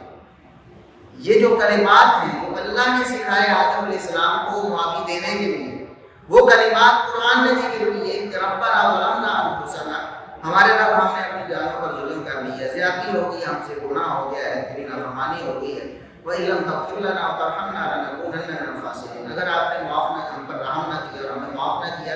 تو ضرور ہم گھاٹا پانے والوں میں سے ہو جائیں گے۔ یہ کلمات ہیں جو قرآن نے بتائے۔ اب قرآن کریم کی تعلیم کے بالکل برعکس ڈاکٹر طاہر القادری صاحب کہتے ہیں کہ آدم علیہ السلام نے جب توبہ کی اور اللہ سے دعا اور فریاد کی تو اس نے محمد صلی اللہ علیہ وسلم کی ذات کا واسطہ دیا۔ تو یہ کتنی بڑی جسارت ہے کہ قرآن کریم نے جو کچھ بتایا ہے اس کے خلاف ڈاکٹر صاحب پیش کر رہے ہیں۔ قرآن کریم نے بتایا کہ انہوں نے اللہ رب العزت سے بغیر کسی کی ذات کا وسیلہ واسطہ دیے بغیر ربنا ظلمنا انفسنا کہا تھا۔ ڈاکٹر صاحب کہتے ہیں کہ نہیں، انہوں نے کہا تھا کہ بحق الانبیاء یا بحق محمد صلی اللہ علیہ وسلم کہ یا اللہ محمد صلی اللہ علیہ وسلم کے تو خیر ہمیں معاف فرما۔ یہ بالکل غلط ہے، اور یہاں پر میں ایک عبارت پیش کرنا چاہوں گا جو امام بریلوی احمد رضا خان بریلوی صاحب کی ہے، جو ان کے بہت بڑے بزرگ ہیں، بلکہ بریلویت کی بنیادی وہ ہیں، اور بریلوی احباب جو ہیں وہ ان کی باتوں کو اپنا عقیدہ اور اپنا مذہب سمجھتے ہیں۔ تو انہوں نے یہ بات لکھی ہے کہ عموم آیات قطعیہ قرآنیہ کی مخالفت میں اخبار آحاد سے استناد محض عرضہ بافی ہے۔ وہ کہتے ہیں کہ قرآن کریم کی آیات میں اگر عموم ہے تو ان کو خاص کر لینا یا ان میں کسی قسم کی کوئی اور چیز داخل کر دینا یہ عرضہ بافی ہے۔ کہتے ہیں یہ انتہائی، آپ سمجھ لیں کہ یہ بہت بری بات ہے، بکواس جسے کہہ سکتے ہیں۔ تو ڈاکٹر طاہر القادری صاحب نے قرآن کریم کی اس آیت میں جس میں اللہ رب العزت نے بتایا تھا کہ انہوں نے ربنا ظلمنا انفسنا کہا، اس میں اپنی طرف سے یہ بات اخبار آحاد ہی نہیں بلکہ جھوٹی من گھڑت روایات کی بنا پر وہ بات ڈال دی کہ انہوں نے یہ کہا تھا کہ محمد صلی اللہ علیہ وسلم کے واسطے ہمیں معاف فرما دیں۔ یہ بالکل غلط ہے، اور میں یہاں ان کچھ روایات کا ذکر کر دوں جو ڈاکٹر طاہر القادری صاحب نے پیش تو نہیں کی ہیں، لیکن اسی سے ہی انہوں نے استدلال اور استنباط کرنے کی کوشش کی ہے، انہی روایات سے۔ یہاں پر ایک مزے کی بات یہ بھی سن لیں کہ علامہ شہرستانی رحمہ اللہ تعالیٰ، یہ تقابل ادیان کے بہت بڑے امام تھے، انہوں نے ایک کتاب بھی اس پر بہت مفصل لکھی، الفصل یا الفصل فی الملل والنحل۔ تو انہوں نے اس بات کا یہاں ذکر کیا کہ جو عیسائی ہیں ان کا دعویٰ یہ ہے کہ محمد صلی اللہ علیہ وسلم کی بجائے آدم علیہ السلام کی توبہ عیسیٰ علیہ السلام کا واسطہ دینے کی وجہ سے ہوئی۔ عیسائی یہ کہتے ہیں کہ آدم علیہ السلام کی توبہ قبول ہوئی عیسیٰ علیہ السلام کا وسیلہ واسطہ دینے کی وجہ سے۔ یہ بات انہوں نے اپنی کتاب میں جلد 2 صفحہ نمبر 62 پہ لکھی ہے۔ یعنی عیسائی اس کو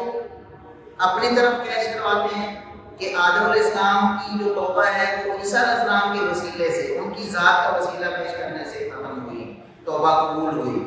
جبکہ طاہر القادری صاحب کہتے ہیں کہ محمد صلی اللہ علیہ وسلم کا واسطہ اور وسیلہ دینے سے توبہ قبول ہوئی۔ جبکہ شیعہ حضرات کیا کہتے ہیں؟ شیعہ حضرات کہتے ہیں کہ انہوں نے محمد صلی اللہ علیہ وسلم کے ساتھ ساتھ اہل بیت کا واسطہ بھی دیا، یعنی آدم اور حوا علیہ السلام نے جب توبہ کی انہوں نے کہا کہ اللہ تجھے محمد صلی اللہ علیہ وسلم اور آپ کے اہل بیت کا واسطہ تو ہمیں معاف فرما دے۔ تو دیکھیں ہر کوئی فرقہ ہے اس چیز کو اپنی طرف کھینچ کے لے جانا چاہتا ہے۔ ہم کس کی بات پہ یقین کریں؟ عیسائیوں کی بات مان لیں، ہے وہ بھی بے دلیل، یا پھر ڈاکٹر طاہر القادری صاحب کی بات مان لیں، ہے یہ بھی بے دلیل۔ وہ روایت جھوٹی ہے، میں آگے پیش کرنے والا ہوں ان کے بارے میں، اور پھر شیعہ حضرات کی بات ہم مان لیں، ہے وہ بھی جھوٹی۔ اب ہر بندہ اس کو اپنی طرف کھینچ رہا ہے۔ کتنے عجیب بات ہے کہ ڈاکٹر طاہر القادری صاحب نے اس حوالے سے غور نہیں کیا کہ جو روایات آئی ہیں ان میں تو بعض روایات میں محمد صلی اللہ علیہ وسلم کے وسیلے کا واسطے کا ذکر ہے اور بعض میں اہل بیت کے واسطے اور وسیلے کا بھی ذکر ہے. تو ڈاکٹر طاہر القادری صاحب نے کس وجہ سے اہل بیت والی جو بات ہے وہ نہیں کی ہے اور صرف محمد صلی اللہ علیہ وسلم کے واسطے یا وسیلے کا ذکر کیا ہے؟ تو اس بارے میں جو روایات ہیں سب سے مشہور جو روایت ہے وہ المعجم الصغیر طبرانی کی روایت ہے، جس میں یہ ہے کہ آدم علیہ السلام نے جب اللہ رب العزت نے آدم علیہ السلام کو پیدا فرمایا اور انہوں نے عرش کی طرف دیکھا تو انہوں نے وہاں یہ لکھا ہوا لا الہ الا اللہ محمد رسول اللہ لکھا ہوا تھا، یہ پڑھا انہوں نے. پھر جب آدم علیہ السلام نے غلطی کی اور دنیا میں چلے گئے اور پھر توبہ کرنا چاہی تو انہوں نے کہا یا اللہ جو میں ابھی پیدا ہوا تھا میری پیدائش کے فوراً بعد میں نے عرش کی طرف دیکھا تو وہاں لا الہ الا اللہ محمد رسول اللہ لکھا تھا. تو یہ جو محمد ہیں یہ کوئی بڑی ہستی ہوں گے اس لیے اس کا نام ان کا نام جو ہے وہاں عرش پہ لکھا ہوا تھا، لہٰذا میں محمد کا واسطہ دیتا ہوں تجھے کہ تو مجھے معاف فرما دے. یہ انتہائی جھوٹی روایت ہے. اس کا جو بیان کرنے والا راوی ہے نا عبدالرحمن بن زید بن اسلم، اس کے بارے میں امام بزار رحمہ اللہ فرماتے ہیں قد اجمع اہل العلم بالنقل علی تضعیف اخبارہ التي رواها، کہتے ہیں تمام محدثین کا اس بات پر اتفاق ہے کہ جو روایتیں عبدالرحمن بن زید بن اسلم نے بیان کی ہیں وہ ثابت نہیں ہیں، وہ ضعیف ہیں، وہ کمزور روایات ہیں. تو کمزور روایت سے وہ عمل ثابت نہیں ہوتا. ڈاکٹر صاحب آپ عقیدہ کیسے ثابت کر رہے ہیں جو کہ آپ کے فقہا کے بقول خبر متواتر سے ثابت ہونا چاہیے، آپ اسے جھوٹی موٹی اخبار احاد سے کیسے ثابت کرنے کی کوشش کر رہے ہیں؟ اور یہی نہیں، حافظ الجوزی رحمہ اللہ فرماتے ہیں اجمع علی ضعفہ، محدثین اس راوی کے ناقابل اعتبار اور ضعیف ہونے پر متفق ہیں. اور یہی نہیں، حافظ ابن حجر رحمہ اللہ بھی فرماتے ہیں کہ عبدالرحمن متفق علی تضعیفہ، عبدالرحمن بن زید بن اسلم کے ضعیف ہونے پر تمام محدثین کا اتفاق ہے. اور یہاں ایک اور بات بھی ہے، ایک تو عبدالرحمن بن زید بن اسلم ضعیف ہے، کمزور راوی ہے. دوسری بات یہ ہے کہ یہاں عبدالرحمن بن زید بن اسلم اپنے اسلم سے بیان کر رہا ہے. اور امام حاکم رحمہ اللہ اس بارے میں فرماتے ہیں روا عن ابیہ احادیث موضوعہ، یہ جو عبدالرحمن ہے اپنے والد زید بن اسلم سے جھوٹی روایات نقل کرتا ہے، یعنی وہ زید بن اسلم کی روایت ہے ہی نہیں، ان کے باپ نے وہ روایت بیان نہیں کی بلکہ عبدالرحمن نے جھوٹے طور پر ان روایات کو اپنے والد کی طرف منسوب کیا ہے. اور اسی طرح یہ روایت من گھڑت بنتی ہے، یعنی جھوٹی روایت ہے. اور صرف یہی نہیں ہے، عبدالرحمن بن زید بن اسلم کا جو معاملہ ہے اس کا ضعیف ہونا اور اس کا اپنے والد سے جو روایات ہیں بیان کرنا وہ ان کا جھوٹا ہونا یہ بھی ثابت ہو گیا ہے. اور یہ روایت بھی عبدالرحمن بن زید بن اسلم اپنے والد زید بن اسلم سے ہی بیان کر رہا ہے، لہٰذا اس کے جھوٹا ہونے میں کوئی شبہ نہیں. اس سے بھی آگے یہ ہے کہ اسی روایت میں دو اور علتیں بھی ہیں کہ امام طبرانی رحمہ اللہ کے استاد ہیں محمد بن داؤد، ان کی توثیق کہاں ہے؟ ڈاکٹر طاہر القادری صاحب کو چاہیے کہ اسے سکا ہونا اس کا ثابت کریں کہ وہ واقعی واقعدار اور حافظے والا، یعنی جو ایک عادل اور ضابط راوی کی جو شرائط ہیں اس میں پوری کر دیں. اسی طرح اس کا ایک راوی احمد بن سعید مدنی بھی ہے، احمد بن سعید مدنی فیلی، اس کی توثیق بھی ڈاکٹر صاحب کو پیش کرنا چاہیے تھی. تو ایسی جھوٹی اور من گھڑت روایات سے ڈاکٹر صاحب کیسے عقیدہ ثابت ہو سکتا ہے؟ آپ عقیدہ توسط ثابت کرنے چلے ہیں ایسی جھوٹی روایات سے. دوسری دلیل جو شیعہ حضرات عموماً پیش کرتے ہیں اور بعض سنی حضرات بھی پیش کرتے ہیں اپنی کتابوں میں اولیاء کے واسطے اور وسیلے کو ثابت کرنے کے لیے، اس میں کیا ہے کہ آدم علیہ السلام کو جب اللہ رب العزت نے ان سے ناراض ہوئے، ان کو جنت سے اتارا، تو انہوں نے اللہ رب العزت سے توبہ کی. کس طرح؟ سأل بحق محمد وعلی وفاطمہ والحسن والحسین، انہوں نے اللہ رب العزت کو محمد صلی اللہ علیہ وسلم کا، سیدنا علی رضی اللہ عنہ کا، سیدہ فاطمہ رضی اللہ عنہ کا اور سیدنا حسن حسین رضی اللہ عنہ کا واسطہ پیش کیا کہ اللہ تجھے ان ہستیوں کی ذاتوں کا واسطہ اور وسیلہ، ان کے توفیل ہمیں معاف فرما دے. یہ روایت بھی جھوٹی اور من گھڑت ہے، جس کا راوی ہے عمر بن ثابت بن ہرمز ابو ثابت الکوفی. اس کے بارے میں امام عبداللہ بن مبارک رحمہ اللہ فرماتے ہیں کہ دعو حدیث عمرو بن ثابت فإنه كان يسوق السلف، اس بدبخت کی حدیث نہ دو، اس کو چھوڑ دو، دفع کر دو، اس کی روایات کو پھینک دو. کیوں؟ یہ تو اسلاف امت کو، صحابہ کرام کو گالیاں دیا کرتا تھا، یہ بدبخت آدمی ہے، اس کی روایت آپ نے قبول نہیں کرنی. اور یہ جو قول ہے امام عبداللہ بن مبارک رحمہ اللہ کا، امام مسلم رحمہ اللہ نے اپنی صحیح مسلم کے مقدمے میں پیش کیا ہے. اسی طرح اور بھی محدثین اس پر جرا کرتے ہیں. امام ابو حاتم الرازی رحمہ اللہ فرماتے ہیں کہ کان ردیء الرأی شدید التشدد، اس کی جو رائے اور فکر تھی نا، فکر اس کی بہت گندی تھی، یعنی اس کا عقیدہ بہت گندا تھا. یہ کٹر قسم کا شیعہ ہے.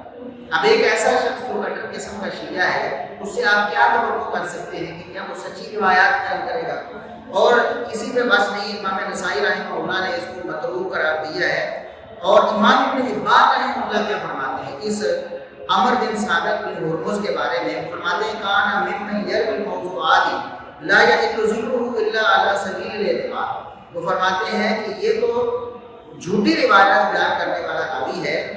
اس کو صرف بطور اعتبار ذکر کرنا ہے اگر کہیں مطابع شواہد وغیرہ تلاش کرنے ہیں، ورنہ اس کو اصولاً اور اصلاً اس کی روایت کو ذکر ہی نہیں کرنا ہے. ایسا شخص جس کی روایت بیان کردہ اور محدثین کہہ رہے ہیں کہ یہ جھوٹی روایت ہے، یہ ضعیف روایت ہے، ایسی روایت کو ڈاکٹر صاحب پیش کر رہے ہیں اپنا عقیدہ ثابت کرنے کے لیے، تو لا محالہ اس سے اگر یہ روایت صحیح سند کی ہوتی، اس کی سند صحیح ہوتی، تب بھی حنفی فقہاء کے اصول کے مطابق یہ چونکہ خبر واحد تھی، اس سے عقیدہ ثابت نہیں ہوتا تھا، لہٰذا ڈاکٹر صاحب نے اس کو ڈاکٹر صاحب کو اسے پیش نہیں کرنا چاہیے تھا. اب ڈاکٹر صاحب نے اسے پیش کیا ہے تو اس کی استنادی حالت بھی دیکھ لیتے کہ کم از کم اس کی سند تو صحیح ہوتی، لیکن اس کی سند بھی صحیح نہیں. ایسی جھوٹی روایات سے عقیدہ، یہ کیسے عقیدہ کا وصف ثابت ہو جائے گا؟ اب اس کے بعد ڈاکٹر صاحب نے ایک بات یہ بھی کہی کہ نبی کریم صلی اللہ علیہ وسلم بھی وسیلہ پیش کرتے تھے اللہ رب العزت. نبی کریم صلی اللہ علیہ وسلم اللہ سے دعا کرتے وقت دوسروں کا وسیلہ پیش کرتے ہیں. آقا علیہ السلام کی اپنی سنت دیکھیے کیا ہے. اپنی سنت آقا علیہ السلام کی کہ حضور خود بھی وسیلے سے دعا کرتے. سبحان اللہ. میں آپ کو حدیث دے رہا ہوں، اور یہ حدیث دے رہا ہوں، آج تک کسی محدث نے آقا کی اس دعا کی روایت کو رد نہیں کیا، رد نہیں کیا. اور وہ دعا کیا ہے کہ سیدنا علی المرتضیٰ کرم اللہ وجہ الکریم کی والدہ ماجدہ جب وفات پا گئیں، حضرت فاطمہ بنت اسد بن ہاشم آقا علیہ السلام کی چچی تھی، پالا تھا، پیار کیا تھا. وفات ہو گئی جب، تو آقا کو بڑا غم تھا. ان کی قبر کھودی. مولا علی المرتضیٰ کی والدہ حضرت فاطمہ بنت اسد جب قبر کھودی تو آقا علیہ السلام خود قبر میں لیٹ گئے. پھر ان کو لحد میں اتارا گیا. لحد میں اتار کر جب اتار چکے تو آقا علیہ السلام نے خود قبر پہ کھڑے ہو کے دعا کی. اب جو دعائے مصطفیٰ حضرت فاطمہ بنت اسد ام علی مرتضیٰ کی قبر پر آقا نے کی ہے، وہ دعا سنیے. اس کے بعد وسیلہ مصطفیٰ کا انکار کرنا، اس کو چاہیے کہ دین اسلام چھوڑ دے، وہ بے ایمان. کسی محدث نے اس کو رد نہیں کیا. آپ نے دعا کی، اور دعا کی اللہم اللذین اللہ الذی یحیی و یمیت وہو حی لا یموت اغفر لأمی فاطمہ بنت اسد ولقنہا حجتہا. اے اللہ جو زندہ اور سلامت ہے اور قائم و دائم ہے، جو فوت نہیں ہوتا، میری ماں فاطمہ بن اسد کی بخشش فرما، اس کو اس کے کلمہ کی تلقین فرما. اور آگے وَوَسِّعْ عَلَيْهَا مَدْخَلَهَا، اس کی قبر کو اس پر وسیع کر دے. بے حق کے نبیے کا، تجھے تیرے نبی محمد مصطفیٰ کا وسیلہ. آقا علیہ السلام دعا کر رہے ہیں، فرمایا وَسِّعْ عَلَيْهَا مَدْخَلَهَا بِحَقِّ نَبِيِّكَ، بالا باری تعالیٰ تجھے میرا واسطہ، میرا وسیلہ، محمد مصطفیٰ کا وسیلہ، اس کی قبر کو وسیع کر دے.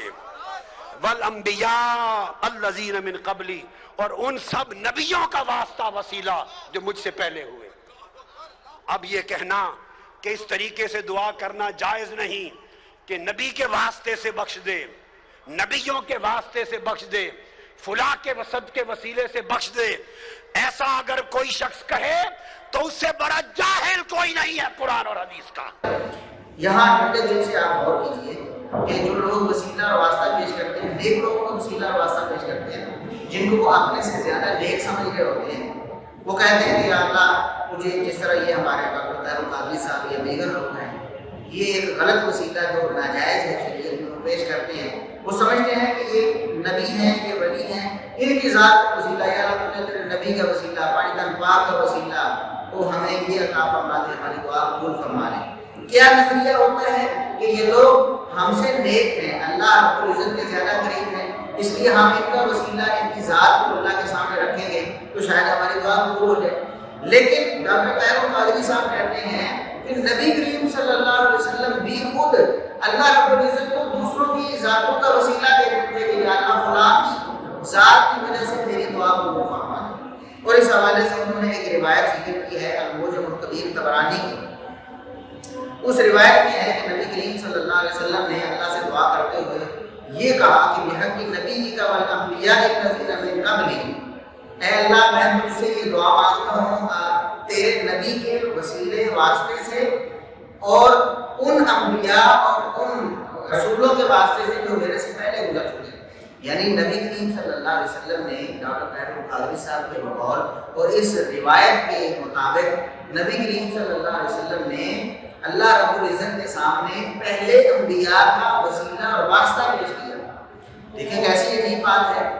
عقیدہ، تصور، نظریہ یہ ہے کہ نیک لوگوں کا وسیلہ اور واسطہ جو ہم سے نیک ہیں وہ ہم اللہ کے سامنے پیش کریں گے تو اللہ دعا قبول کرے گا۔ تو نبی کریم صلی اللہ علیہ وسلم سے زیادہ نیک، آپ سے زیادہ مقام و مرتبے والا اللہ کے ہاں کون ہو سکتا تھا کہ نبی کریم صلی اللہ علیہ وسلم اس کا واسطہ اور وسیلہ پیش کرتے۔ ڈاکٹر طاہر القادری صاحب کو چاہیے تھا کہ اس روایت کو سنتے ہی کہتے ھذا سبحانک ھذا بہتان عظیم، کہ ہم محمد صلی اللہ علیہ وسلم کو اس سے پاک شمار کرتے ہیں جس طرح اللہ رب العزت نے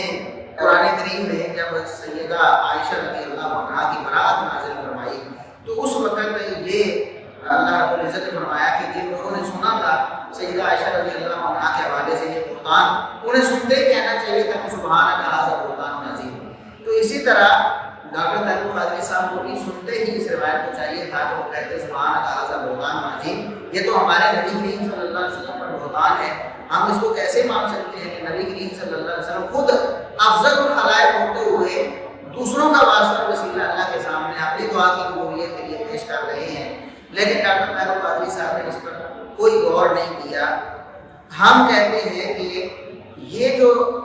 روایت ہے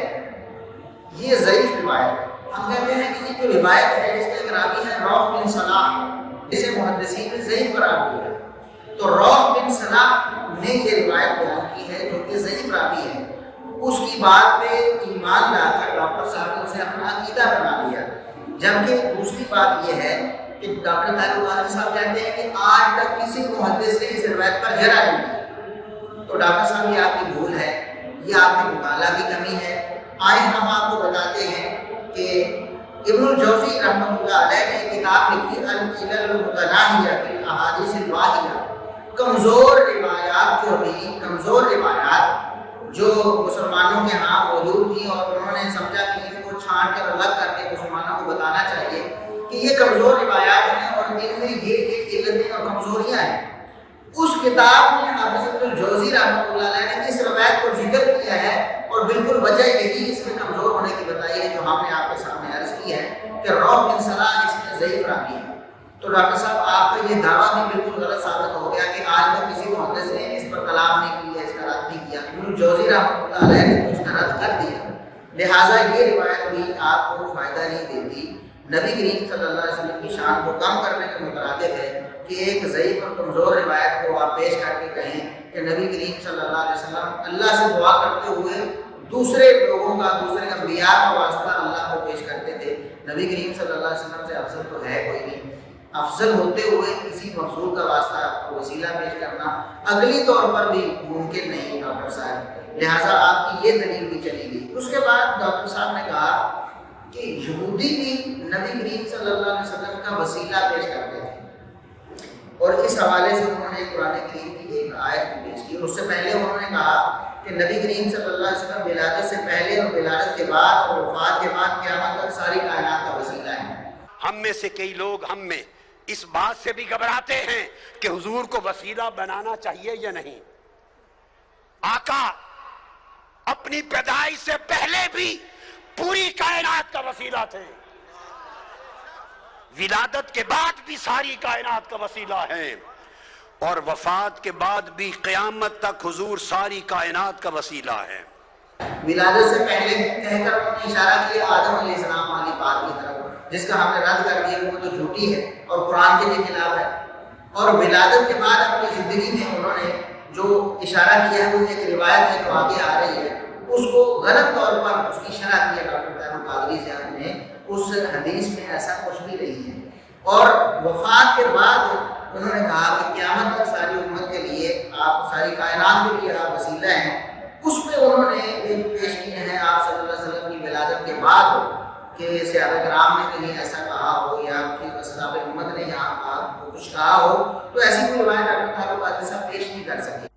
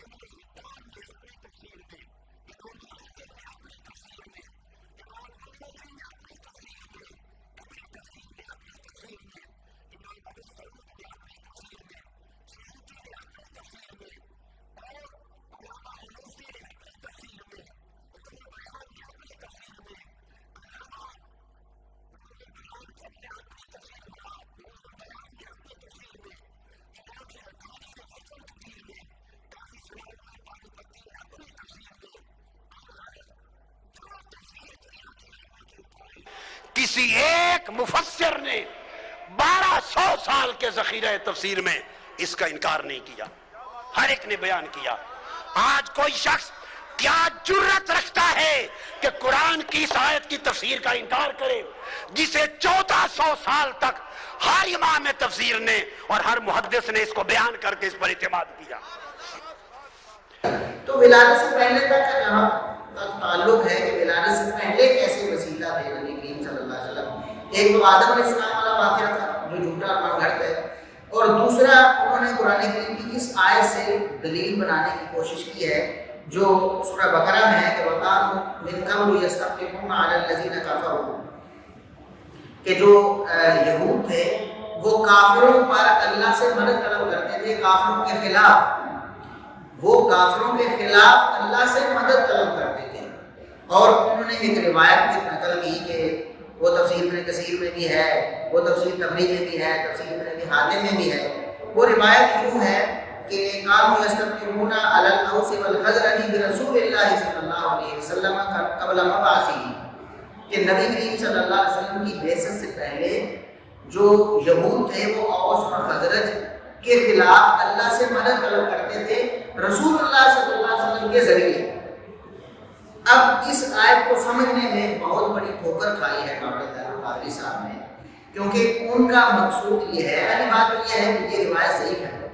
اس کا ایک راوی ہے محمد بن ابی محمد، وہ مجہول ہے، اس کی توثیق کسی معتبر امام نے نہیں کی ہے، لیکن ہم فی الحال اس بات کو یہیں ختم کر دیتے ہیں۔ ہم اس روایت کو اگر ثابت بھی مان لیں تو اس میں یہ قطعاً نہیں ہے کہ محمد صلی اللہ علیہ وسلم کی ذات کا واسطہ وسیلہ یہودی پیش کرتے ہیں، ایسا قطعاً نہیں ہے۔ ڈاکٹر طاہر قادری صاحب جو کہ دوسروں کو طعنہ دے رہے ہیں، کہتے ہیں کہ 1200 سال میں ہر مفسر نے ابن عباس کی ہوئی تفسیر پر اعتماد کیا ہے اور رد نہیں کیا۔ کہتے ہیں اس تفسیر کا وہی انکار کر سکتا ہے جو جاہل ہے، جس نے کبھی عربی کتب کھول کے نہیں دیکھی، جس کو 2 سطریں بھی پڑھنی نہیں آتی، وہ اس روایت یا اس تفسیر کا انکار کر سکتا ہے۔ ڈاکٹر صاحب ہم انکار تو کر نہیں رہے، لیکن ہم آپ کو یہ عرض ضرور کریں گے بڑے ادب اور احترام کے ساتھ کہ آپ کاش تفسیر ابن کثیر کو ہی دیکھ لیتے یا تفسیر طبری کو بھی دیکھ لیتے، جہاں یہ روایت آئی ہے جسے آپ نے استدلال کرنے کی کوشش کی، حالانکہ اس میں بھی ایسی کوئی بات نہیں ہے کہ یہودی نبی کریم صلی اللہ علیہ وسلم کی ذات کا وسیلہ دیتے تھے، ایسی کوئی بات اس روایت میں نہیں ہے۔ اتنا ہے کہ نبی کریم صلی اللہ علیہ وسلم کے ذریعے اللہ سے مدد طلب کرتے تھے کہ یا اللہ تو ہماری محمد صلی اللہ علیہ وسلم کے ذریعے مدد فرما، اور اس کی جو تفسیر ہے مزید وضاحت اور دوسری روایات میں جو حافظ ابن کثیر رحمہ اللہ نے پیش کی ہے۔ آپ نے بھی کہا نا کہ حافظ ابن کثیر رحمہ اللہ کا عقیدہ بہت اچھا ہے، بڑے عقیدے والے ہیں، تو وہی عقیدے والے آپ کو سمجھا رہے ہیں ڈاکٹر صاحب کہ یہ جو روایت آپ نے پیش کی ہے، اس کے بعد اور 2 روایات بھی ابن عباس رضی اللہ عنہما سے ہی پیش کی ہیں۔ جس طرح اس روایت کی اسنادی حیثیت نہیں، ہم یہ دعویٰ نہیں کرتے کہ روایات کی بھی اسنادی حیثیت ہے، لیکن حافظ ابن کثیر رحمۃ اللہ نے بتانا کیا چاہتے ہیں۔ اگلی جو روایت ہے ابن عباس رضی اللہ عنہما سے، وہ یہ ہے کہ وَقَالُوا مِنْ قَبْلُ يَسْتَفْتُونَ عَلَى الَّذِينَ كَفَرُوا يَقُولُ يَسْتَنْصِرُونَ بِخُرُوجِ مُحَمَّدٍ صلی اللہ علیہ وسلم عَلَى مُشْرِكِ الْعَرَبِ۔ ابن عباس رضی اللہ عنہما کا موقف یہ ہے اس آیت کی تفسیر میں کہ جو یہودی تھے وہ نبی کریم صلی اللہ علیہ وسلم کی آمد کے ذریعے، نبی کریم صلی اللہ علیہ وسلم کی آمد کے ذریعے مدد طلب کرتے تھے اللہ سے، کہتے تھے کہ یا اللہ جلدی اس نبی کو جو آخری آنے والا ہے اس کو مبعوث فرما دے تاکہ ہم ان اوس اور خزرج والوں پر غالب آ سکیں۔ تو ڈاکٹر صاحب یہاں ذات کا وسیلہ مراد نہیں تھا، محمد صلی اللہ علیہ وسلم کی ذات کا وسیلہ دے کے انہوں نے دعا نہیں کی تھی کہ یا اللہ محمد صلی اللہ علیہ وسلم کے طفیل ہماری مدد فرما دے، بلکہ انہوں نے دعا یہ کی تھی کہ یا اللہ یہ لوگ ہمیں تنگ کر رہے ہیں، یہ ہمارے دشمن ہیں، تیرا وعدہ ہے کہ محمد صلی اللہ علیہ وسلم جب مبعوث ہوں گے تو وہ غالب ہوں گے،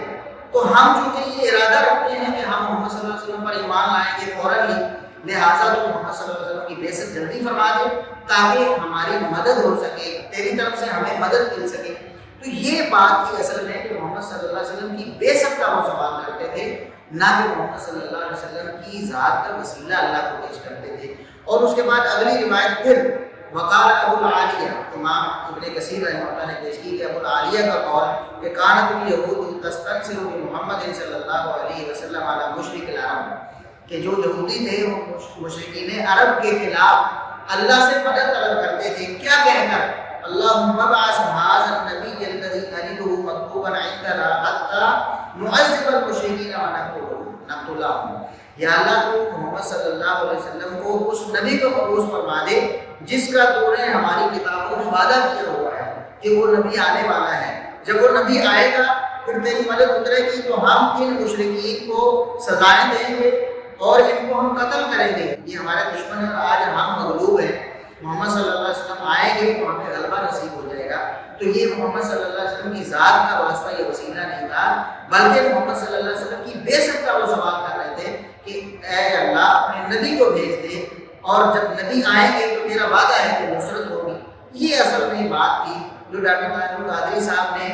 مبہم انداز میں کوشش کی کہ اس آیت کو فٹ کر کے کہ یہودی محمد صلی اللہ علیہ وسلم کی ذات کا وسیلہ پیش کرتے تھے۔ اور اس کے بعد ایک ہمارا سوال بھی ہے کہ یہودیوں کی کیا ہر بات درست تھی یا یہودیوں کا ہر طرز عمل درست تھا؟ اگر قرآن کریم میں اللہ رب العزت نے یہ بتایا ہے کہ یہودی اس طرح دعا کرتے بالفرض والمحال، ہم یہ بات مان لیں، حالانکہ وہ غلط ثابت ہو چکی ہے، ہر طرح سے اس کا غلط ہونا ہم نے ثابت کر دیا، اگر بالفرض تھوڑے لمحوں کے لیے ہم یہ مان لیں کہ یہودی واقعی یہ کہتے تھے کہ یا اللہ تجھے محمد صلی اللہ علیہ وسلم کا واسطہ ہماری مدد فرما دے، تو یہودی کیا بالکل راہ راست پر تھے؟ قرآن کریم میں تو جا بجا ان کی جو ہے وہ غلطیوں کا، ان کی کوتاہیوں کا، ان کی بد اعتقادیوں کا، بد اعمالیوں کا ذکر ہے۔ تو آپ نے ڈاکٹر صاحب ایسے سمجھ لیا کہ یہ بات اگر اسی وسیلے پر معقول ہے جو آپ بتانا چاہتے ہیں، ذات کا وسیلہ یہودیوں نے دیا، تو درست کیسے ہو؟ اس کی درست ہونے پر آپ کے پاس کیا دلیل ہے؟ کیا قرآن کریم نے کہیں اور اس بات کو ویریفائی کیا، یا نبی کریم صلی اللہ علیہ وسلم نے اپنے صحابہ کرام کو ایسی کوئی تعلیم دی؟ کیا آپ کو ایک بھی صحیح روایت نبی کریم صلی اللہ علیہ وسلم سے یا صحابہ کرام سے ایسی پیش کر پائے جس میں اس چیز کا اس بات ہوتا؟ پھر تو آپ کہتے ہیں کہ یہودیوں نے یہ کہا تھا اور قرآن نے اس کی توثیق کر دی، یا نبی کریم صلی اللہ علیہ وسلم کے فرامین نے یا آپ کی تعلیمات نے اس کی توثیق کر دی۔ ویسے یہودیوں کا عمل آپ کے لیے حجت اور دلیل کیسے بن گیا؟ ویسے آپ لوگوں کے بارے میں جب بات کرتے ہیں کہ یہ یہودیوں والا طرز عمل ہے کہ یہودیوں کا کام یہ تھا، تو اب یہودیوں کا یہ کام ہے، اگر اس کو مان لیا جائے کہ یہودی محمد صلی اللہ علیہ وسلم کی ذات کا وسیلہ دیتے تھے، تو یہودیوں والا کام آپ کیوں کرتے ہیں؟ مسلمانوں کے لیے تو جائز نہیں جب تک قرآن و سنت اس پر مہر نہ لگا دے کہ یہ یہودی غلط تو ہے لیکن یہ بات ان کی ٹھیک ہے۔ ایسی بات تو قرآن و سنت میں کہیں بھی نہیں ہے۔ اور اس سے اگلی بات یہ ہے کہ یہ آیت قرآن کریم میں ہے نا ڈاکٹر صاحب، تو 1400 سال 1450 سال میں امت، صحابہ کرام، تابعین، تبع تابعین اور ائمہ دین قرآن کریم کی تفسیر کرتے رہے ہیں، پڑھتے پڑھاتے سمجھاتے رہے ہیں۔ نبی کریم صلی اللہ علیہ وسلم نے صحابہ کرام کو سکھائی، صحابہ کرام نے تابعین کو، تابعین نے تبع تابعین کو، پھر ائمہ دین کو تفسیر کی بڑی بڑی ضخیم کتابیں لکھی گئی۔ تو کیا آپ بتانا پسند کریں گے کہ متقدمین میں سے، صحابہ میں سے، تابعین میں سے، تبع تابعین میں سے یا ائمہ دین میں سے کس مفسر نے یہ تفسیر کی ہے جو ڈاکٹر صاحب آپ کرنا چاہتے ہیں؟ وہ جو تفسیر ہے وہ تو میں نے بتا دی کہ حافظ ابن کثیر رحمہ اللہ بھی یہی تفسیر کر رہے ہیں، اور دو روایتیں ہے۔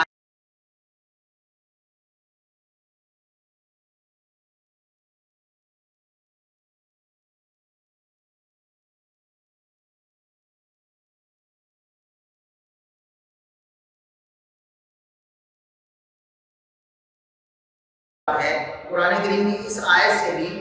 جو یہودیوں کا ایک طرز عمل بیان ہوا تھا، اس سے بھی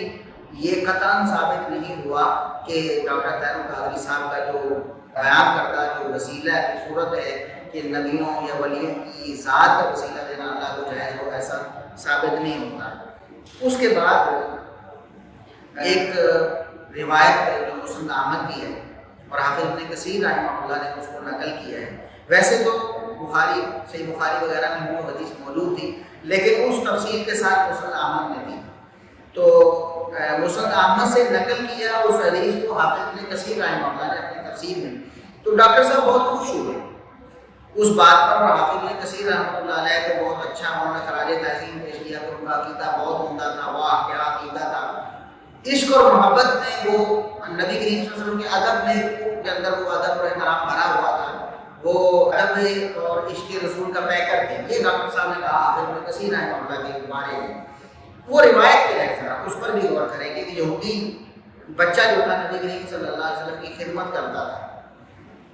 جب وہ خدمت کرتا تھا بعد میں اس کی وفات کا وقت آیا تو نبی کریم صلی اللہ علیہ وسلم اس کے گھر چلے گئے، تو آپ صلی اللہ علیہ وسلم نے اسے فرمایا کہ بچے ایمان لے آؤ، مسلمان ہو جاؤ، تو وہ مسلمان ہو گیا۔ اس نے اپنے باپ کی طرف دیکھا تو باپ نے بھی کہا کہ بات مان لو محمد صلی اللہ علیہ وسلم کی، اگرچہ وہ باپ یہودی تھا لیکن اس نے بیٹے کو وصیت کر دی کہ تم بات مان لو۔ بیٹے نے کلمہ پڑھ لیا، جیسے ہی کلمہ پڑھا وہ بیٹا فوت ہو گیا، روح اس کی جسم سے پرواز کر گئی۔ تو نبی کریم صلی اللہ علیہ وسلم نے فرمایا کہ اس اللہ کی ذات کا شکر ہے جس نے میرے ذریعے سے اس بچے کو جہنم سے نجات دی، میرے ذریعے سے یہ جنت کا راہی بن گیا ہے، یہودیت سے نکل کے اسلام میں داخل ہو کر فوراً فوت ہو گیا، میری وجہ سے اللہ رب العزت نے اسے ہدایت دی ہے، تو میں اللہ کا شکر ادا کرتا ہوں۔ تو ڈاکٹر صاحب اس سے ثابت کرنا چاہتے ہیں کہ میرے وسیلے سے اور میرے واسطے سے، میرے توفیق اللہ نے اسے ہدایت نصیب فرمائی کی خدمت کرتا تھا۔ بخاری شریف میں ہے یہ، صحیح بخاری میں۔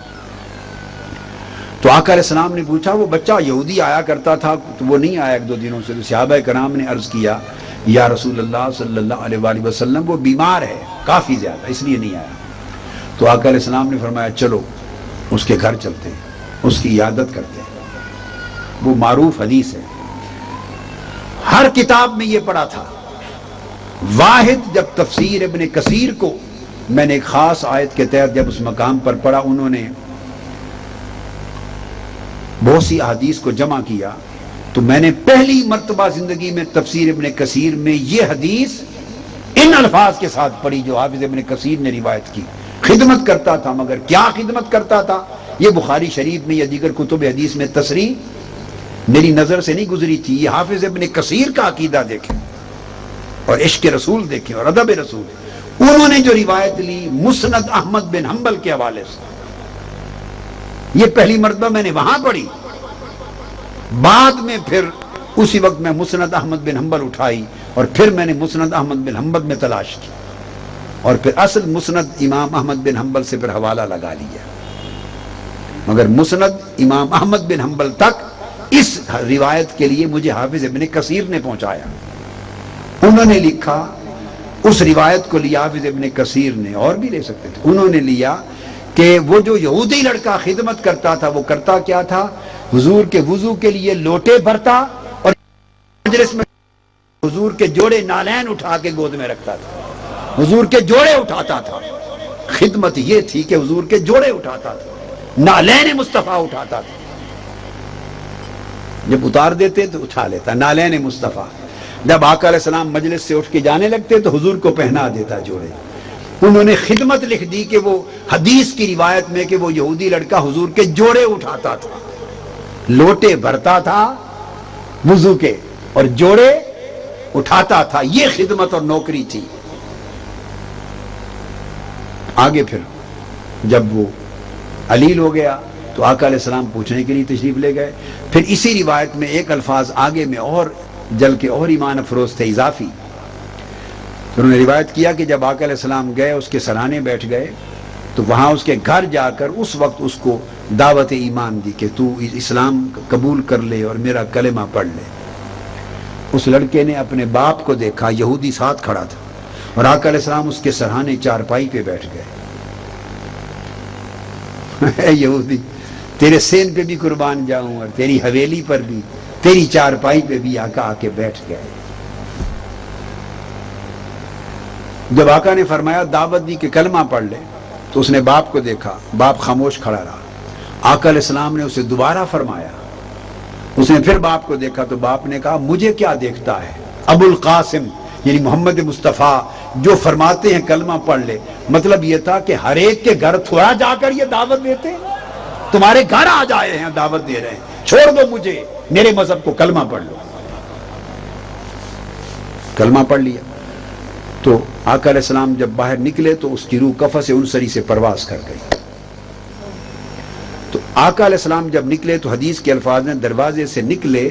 تو نکلتے ہوئے یہ فرماتے، صحابہ کرام کو فرماتے جا رہے تھے، اس اللہ کا شکر ہے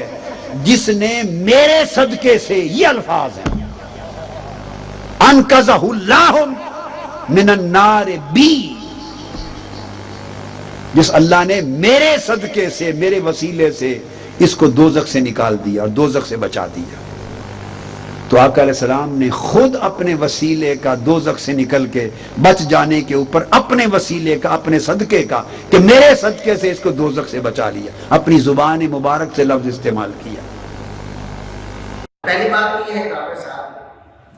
اس میں جو واسطہ اور وسیلہ آپ کہتے ہیں نا کہ دعا میں اللہ کو واسطہ دینا اور اللہ کو وسیلہ دینا کہ یا اللہ تجھے تیرے نبی کا واسطہ، تیرے نبی کی ذات کے توفیل مجھے میری دعا قبول فرما لے یا مجھے معاف فرما دے، یہ تو قطعاً ثابت نہیں ہوتا۔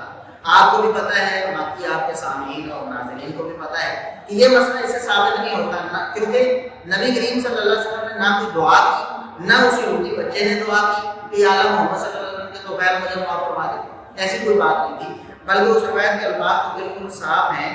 کہ یہ عقیدہ توسل نہیں ہے، اس حدیث میں عقیدہ توسل کا قطعاً ذکر نہیں ہے، اس میں صرف یہ ذکر ہے کہ نبی کریم صلی اللہ علیہ وسلم کی کوشش سے ایک یہودی بچہ مسلمان ہو کے مر گیا،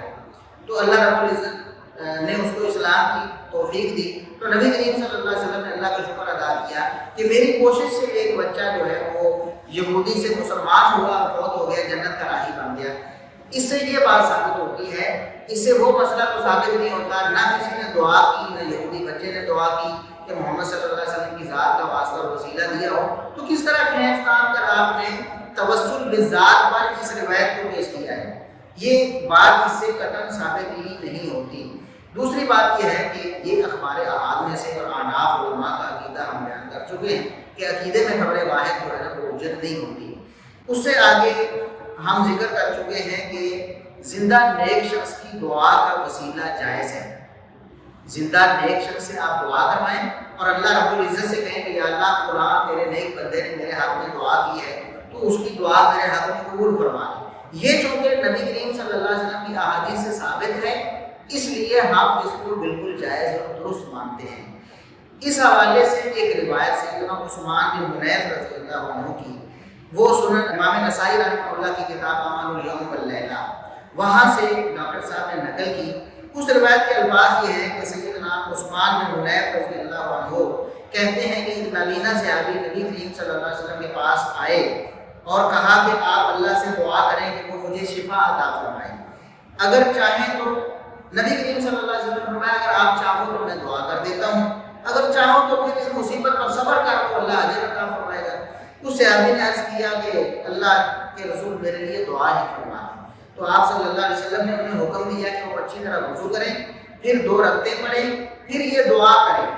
کیا دعا ہے؟ اللہم انی اسألک واتوجہ الیک بنبیک محمد نبی کی رحمت، اے اللہ میں تجھ سے سوال کرتا ہوں اور تجھے میں تیری طرف توجہ کرتا ہوں، تجھ سے دعا فریاد کرتا ہوں اپنے نبی محمد صلی اللہ علیہ وسلم کے وسیلے سے، اور یا محمد انی اتوجہ بک الی ربک، اور ساتھ میں وہ کہے کہ اے محمد صلی اللہ علیہ وسلم، اے نبی میں آپ کے وسیلے سے اللہ تبارک و تعالیٰ سے مانگ رہا ہوں۔ تو پھر آگے وہ دعا مانگے کہ یا اللہ میری جو نظر ہے اس کو کھول دے، تو مجھے شفا عطا فرما دے، وغیرہ وغیرہ۔ ان کو نظر کا مسئلہ تھا تو انہوں نے اپنی آنکھوں کی بینائی کے لیے یہ دعا نبی کریم صلی اللہ علیہ وسلم سے کروائی۔ اب اس سے دلیل ڈاکٹر صاحب یہ بنا رہے ہیں کہ انبیاء کی اور صلحاء کی، نیک لوگوں کی ذات کا وسیلہ اللہ کو پیش کرنا یہ جائز ہے۔ پھر اس کے بعد آقا علیہ السلام نے حکم دیا، جو تو عمل تھے۔ حضور علیہ السلام کی بارگاہ میں ایک نابینا شخص آیا، عثمان بن حنیف روایت کرتے ہیں، عرض کیا یا رسول اللہ میں نابینا ہو گیا ہوں، دعا کر دے میری بینائی آ جائے۔ مختصر کر رہا ہوں۔ آقا نے فرمایا چھوڑ دوں آخرت کے لیے اچھا ہے یا کر دوں؟ نہیں آقا دعا کر دیں ٹھیک ہو جاؤں۔ میرے آقا نے فرمایا پھر میں دعا نہیں کرتا، تمہیں دعا سکھاتا ہوں تاکہ قیامت تک میری امت کو دعائے وسیلہ مل جائے۔ دعائے وسیلہ تاجدار کائنات نے سکھائی۔ کون ہے مصطفیٰ کی سکھلائی ہوئی دعائے وسیلہ کا جو انکار کرے؟ آقا نے فرمایا گھر جا وضو کر دو، نفل پڑھ اور یوں دعا کرنا، اللہم انی اسألک واتوجہ الیک بمحمد نبی الرحمت، یا محمد پکارنا میرا نام لے کر، انی قد توجہت بک الی ربی فی حاجتی ہذہ لتقضی، اللہم فشفع فی، دعا کرنا ہے اللہ میں تجھ سے سوال کرتا ہوں اور تیری بارگاہ کی طرف متوجہ ہوتا ہوں، نبی رحمت حضرت محمد مصطفیٰ کے وسیلے سے، حضور کے واسطے سے، یہ کہہ کر آقا نے فرمایا پھر مجھے پکارنا، کہنا یا محمد۔ آج لوگ کہتے ہیں کہ حضور کو پکارنا جائز نہیں۔ ارے جائز ناجائز کا کی شریعت آپ نے اور میں نے بنائی ہے، جائز ناجائز والی شریعت مصطفیٰ نے بنائی ہے۔ یہ حق نہ تجھے ہے نہ مجھے ہے، یہ حق مصطفیٰ کو ہے۔ مصطفیٰ خود فرمائیں گھر جا کے دعا کر کے مجھے پکار کے کہنا یا محمد۔ تم حضور کے منکر ہو۔ یہ کہہ کر انہوں نے دعا کی یا محمد آپ کے وسیلے سے اللہ سے مانگتا ہوں۔ تو پھر حدیث پاک میں آتا ہے آگے، امام احمد بن حنبل روایت کرتے ہیں اس نے حضور کے وسیلے سے دعا مانگی۔ عثمان بن حنیف کہتے ہیں ابھی ہم بیٹھے ہی تھے، مجلس ختم نہ ہوئی تھی کہ وہ شخص بینا ہو کر پلٹ کر آ گیا مصطفیٰ کی بارگاہ میں۔ حضور کے وسیلے سے دعا مانگنے کی دیر تھی کہ بینا ہی لوٹ آئی۔ حالانکہ اس روایت میں اس وسیلے کا ذکر ہے جس کو ہم پہلے ہی جائز قرار دے چکے ہیں، کہ ایک نیک زندہ شخص ہے، وہ نبی ہے کہ ولی ہے، آپ اس کے پاس جائیں، اس سے کہیں کہ میرے لیے دعا کیجیے،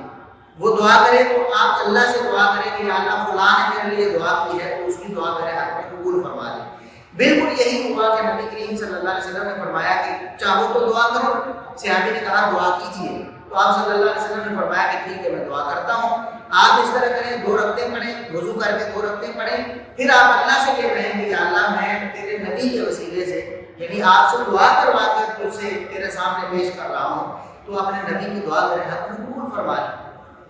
اور اس صحابی کو نبی کریم صلی اللہ علیہ وسلم نے یہ بھی تعلیم دی کہ مجھے مخاطب ہو کر بھی آپ کہو کہ اے نبی آپ کی دعا میں اللہ کے سامنے پیش کر رہا ہوں، اور اللہ سے کہیں کہ یا اللہ تیرے سامنے میں تیرے نبی کی دعا پیش کر رہا ہوں، میرے نبی کی دعا میرے حق میں قبول فرما دے۔ اور اس حدیث میں بالکل اسی وسیلے کا ذکر ہے، نبی کریم صلی اللہ علیہ وسلم زندہ بھی ہیں، پاس موجود بھی ہیں، آپ سے دعا بھی کروائی ہے صحابی نے، جیسا کہ حدیث میں واضح طور پر ذکر ہے۔ صحابی نے کہا آپ میرے لیے دعا کریں، نبی کریم صلی اللہ علیہ وسلم نے پوچھا آپ چاہتے ہو تو میں دعا کر دیتا ہوں ورنہ آپ صبر کر لو، اس صحابی نے کہا آپ دعا کیجئے۔ ظاہر ہے آپ صلی اللہ علیہ وسلم نے دعا کی تو یہ نیک زندہ شخص کی دعا کا وسیلہ ہے، نہ کہ کسی زندہ یا فوت شدہ شخص کی ذات کا وسیلہ۔ تو ڈاکٹر صاحب اس روایت سے آپ کی بات نہیں بنتی، اس لیے شیخ الاسلام ابن تیمیہ رحمہ اللہ تعالیٰ نے ایک کتاب لکھی بڑی زبردست، قاعدہ جلیلہ فی التوسل والوسیلہ، قاعدہ جلیلہ توسل و وسیلہ کے بارے میں، جس میں انہوں نے ایک بہترین قاعدہ لکھا ہے۔ اس میں وہ فرماتے ہیں حدیث الاعمال لا حجۃ لهم فیہ، جو لوگ اس حدیث سے استدلال کرنا چاہتے ہیں کہ نیک لوگوں کی ذات کا وسیلہ اللہ کو دینا ہے، کہتے ہیں کہ اس حدیث میں ان کے لیے کوئی دلیل نہیں ہے، یہ حدیث تو ان کے لیے فائدہ مند نہیں ہے۔ فإنه صریح فی انه انما توسل بدعاء النبی صلی اللہ علیہ وسلم وشفاعته، اس میں تو واضح ہے کہ اس صحابی نے نبی کریم صلی اللہ علیہ وسلم کی دعا اور سفارش کا وسیلہ اللہ کے سامنے پیش کیا ہے، نہ کہ آپ کی ذات کا وسیلہ۔ تو ڈاکٹر صاحب اس سے نبی کریم صلی اللہ علیہ وسلم کی ذات کا وسیلہ اللہ کے سامنے پیش کرنا قطعاً ثابت نہیں ہوتا، یہ استدلال کے آپ کا چلا گیا۔ اور اس سے ایک مسئلہ وہ ثابت ہو گیا کہ زندہ نیک شخص کی دعا کا وسیلہ اللہ کے سامنے پیش کیا جا سکتا ہے، اس حوالے سے ایک تو یہ روایت آ گئی۔ دوسرا صحابہ کرام کا طرز عمل بھی ہے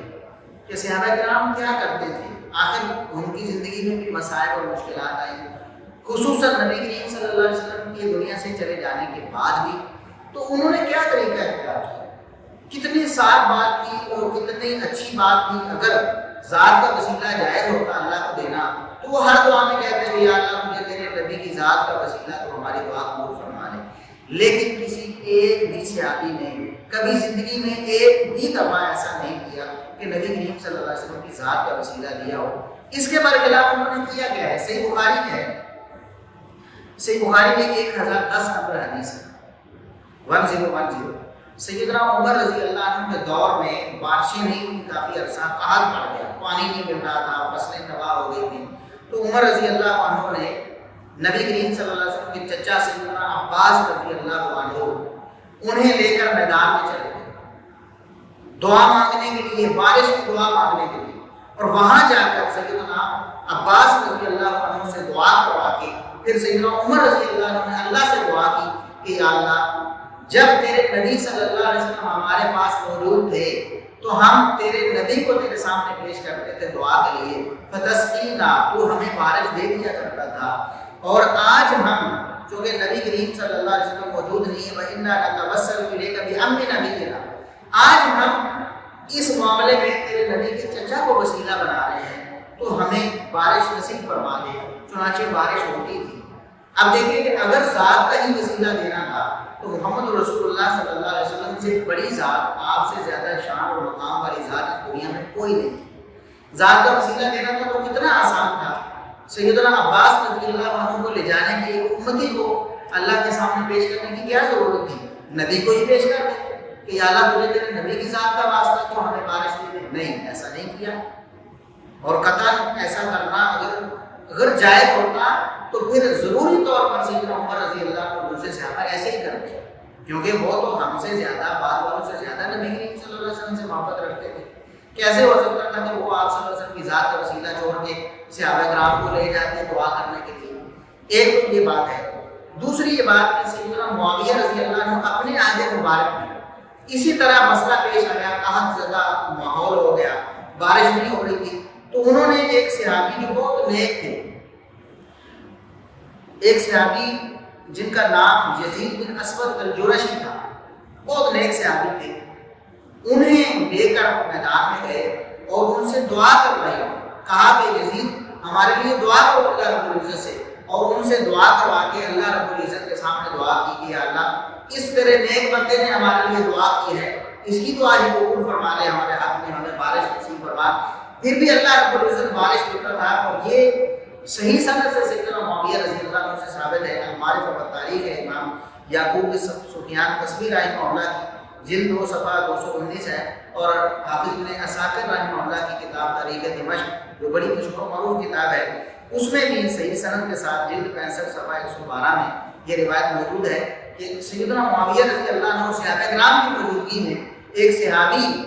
جو نیک تھے ان کو لے کر جاتے اور ان سے دعا کرواتے تھے، اور پھر اللہ رب العزت کو ان کی دعا کا واسطہ وسیلہ پیش کرتے تھے۔ تو ہم اس واسطے اور وسیلے کے بالکل قائل اور فاعل ہیں، ہم بھی ایسا کرتے ہیں، دعا کروا کے اللہ کو کہتے ہیں کہ اللہ ہم نے تیرے نیک بندے سے دعا کروائی ہے تو اس کی دعا ہمارے ہاتھ میں قبول فرما لے۔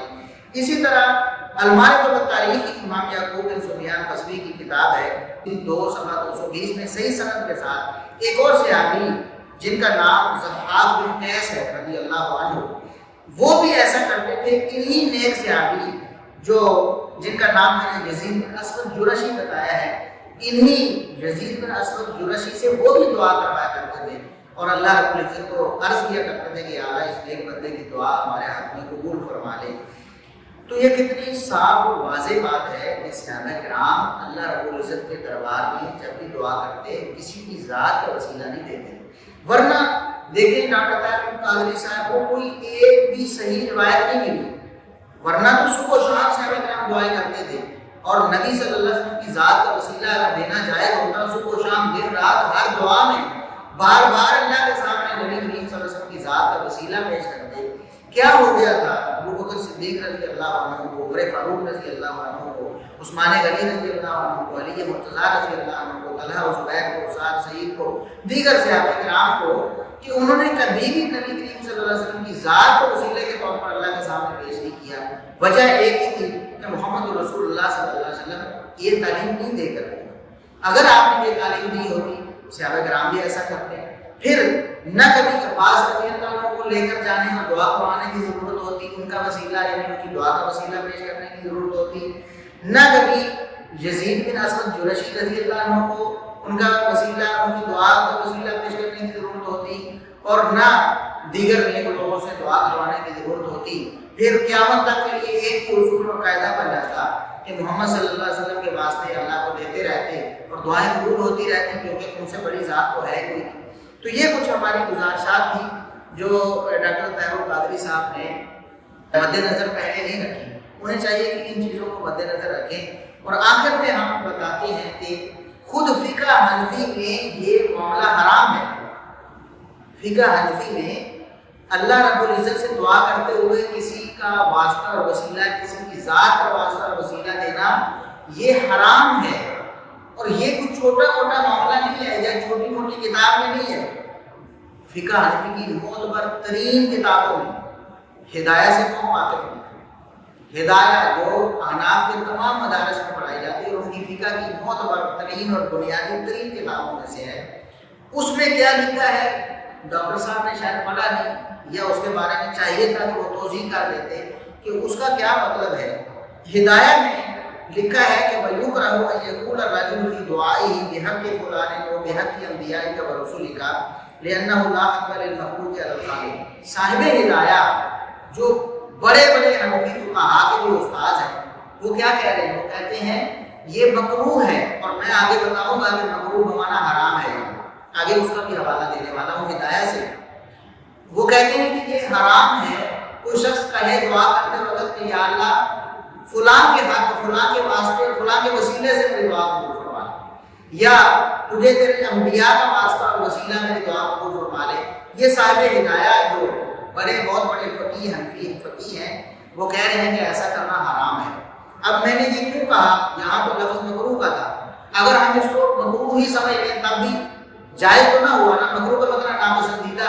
تو یہ کیسے ہو سکتا ہے کہ محمد صلی اللہ علیہ وسلم یا انبیاء کی یا اولیاء کی ذات کا وسیلہ جائز ہو اور حنفی فقیہ اسے مکروہ کہے۔ اب ہم وہ حوالہ بھی پیش کرتے ہیں کہ الہدایہ سے والمروی عن محمد نصا ان کل مکروہ حرام،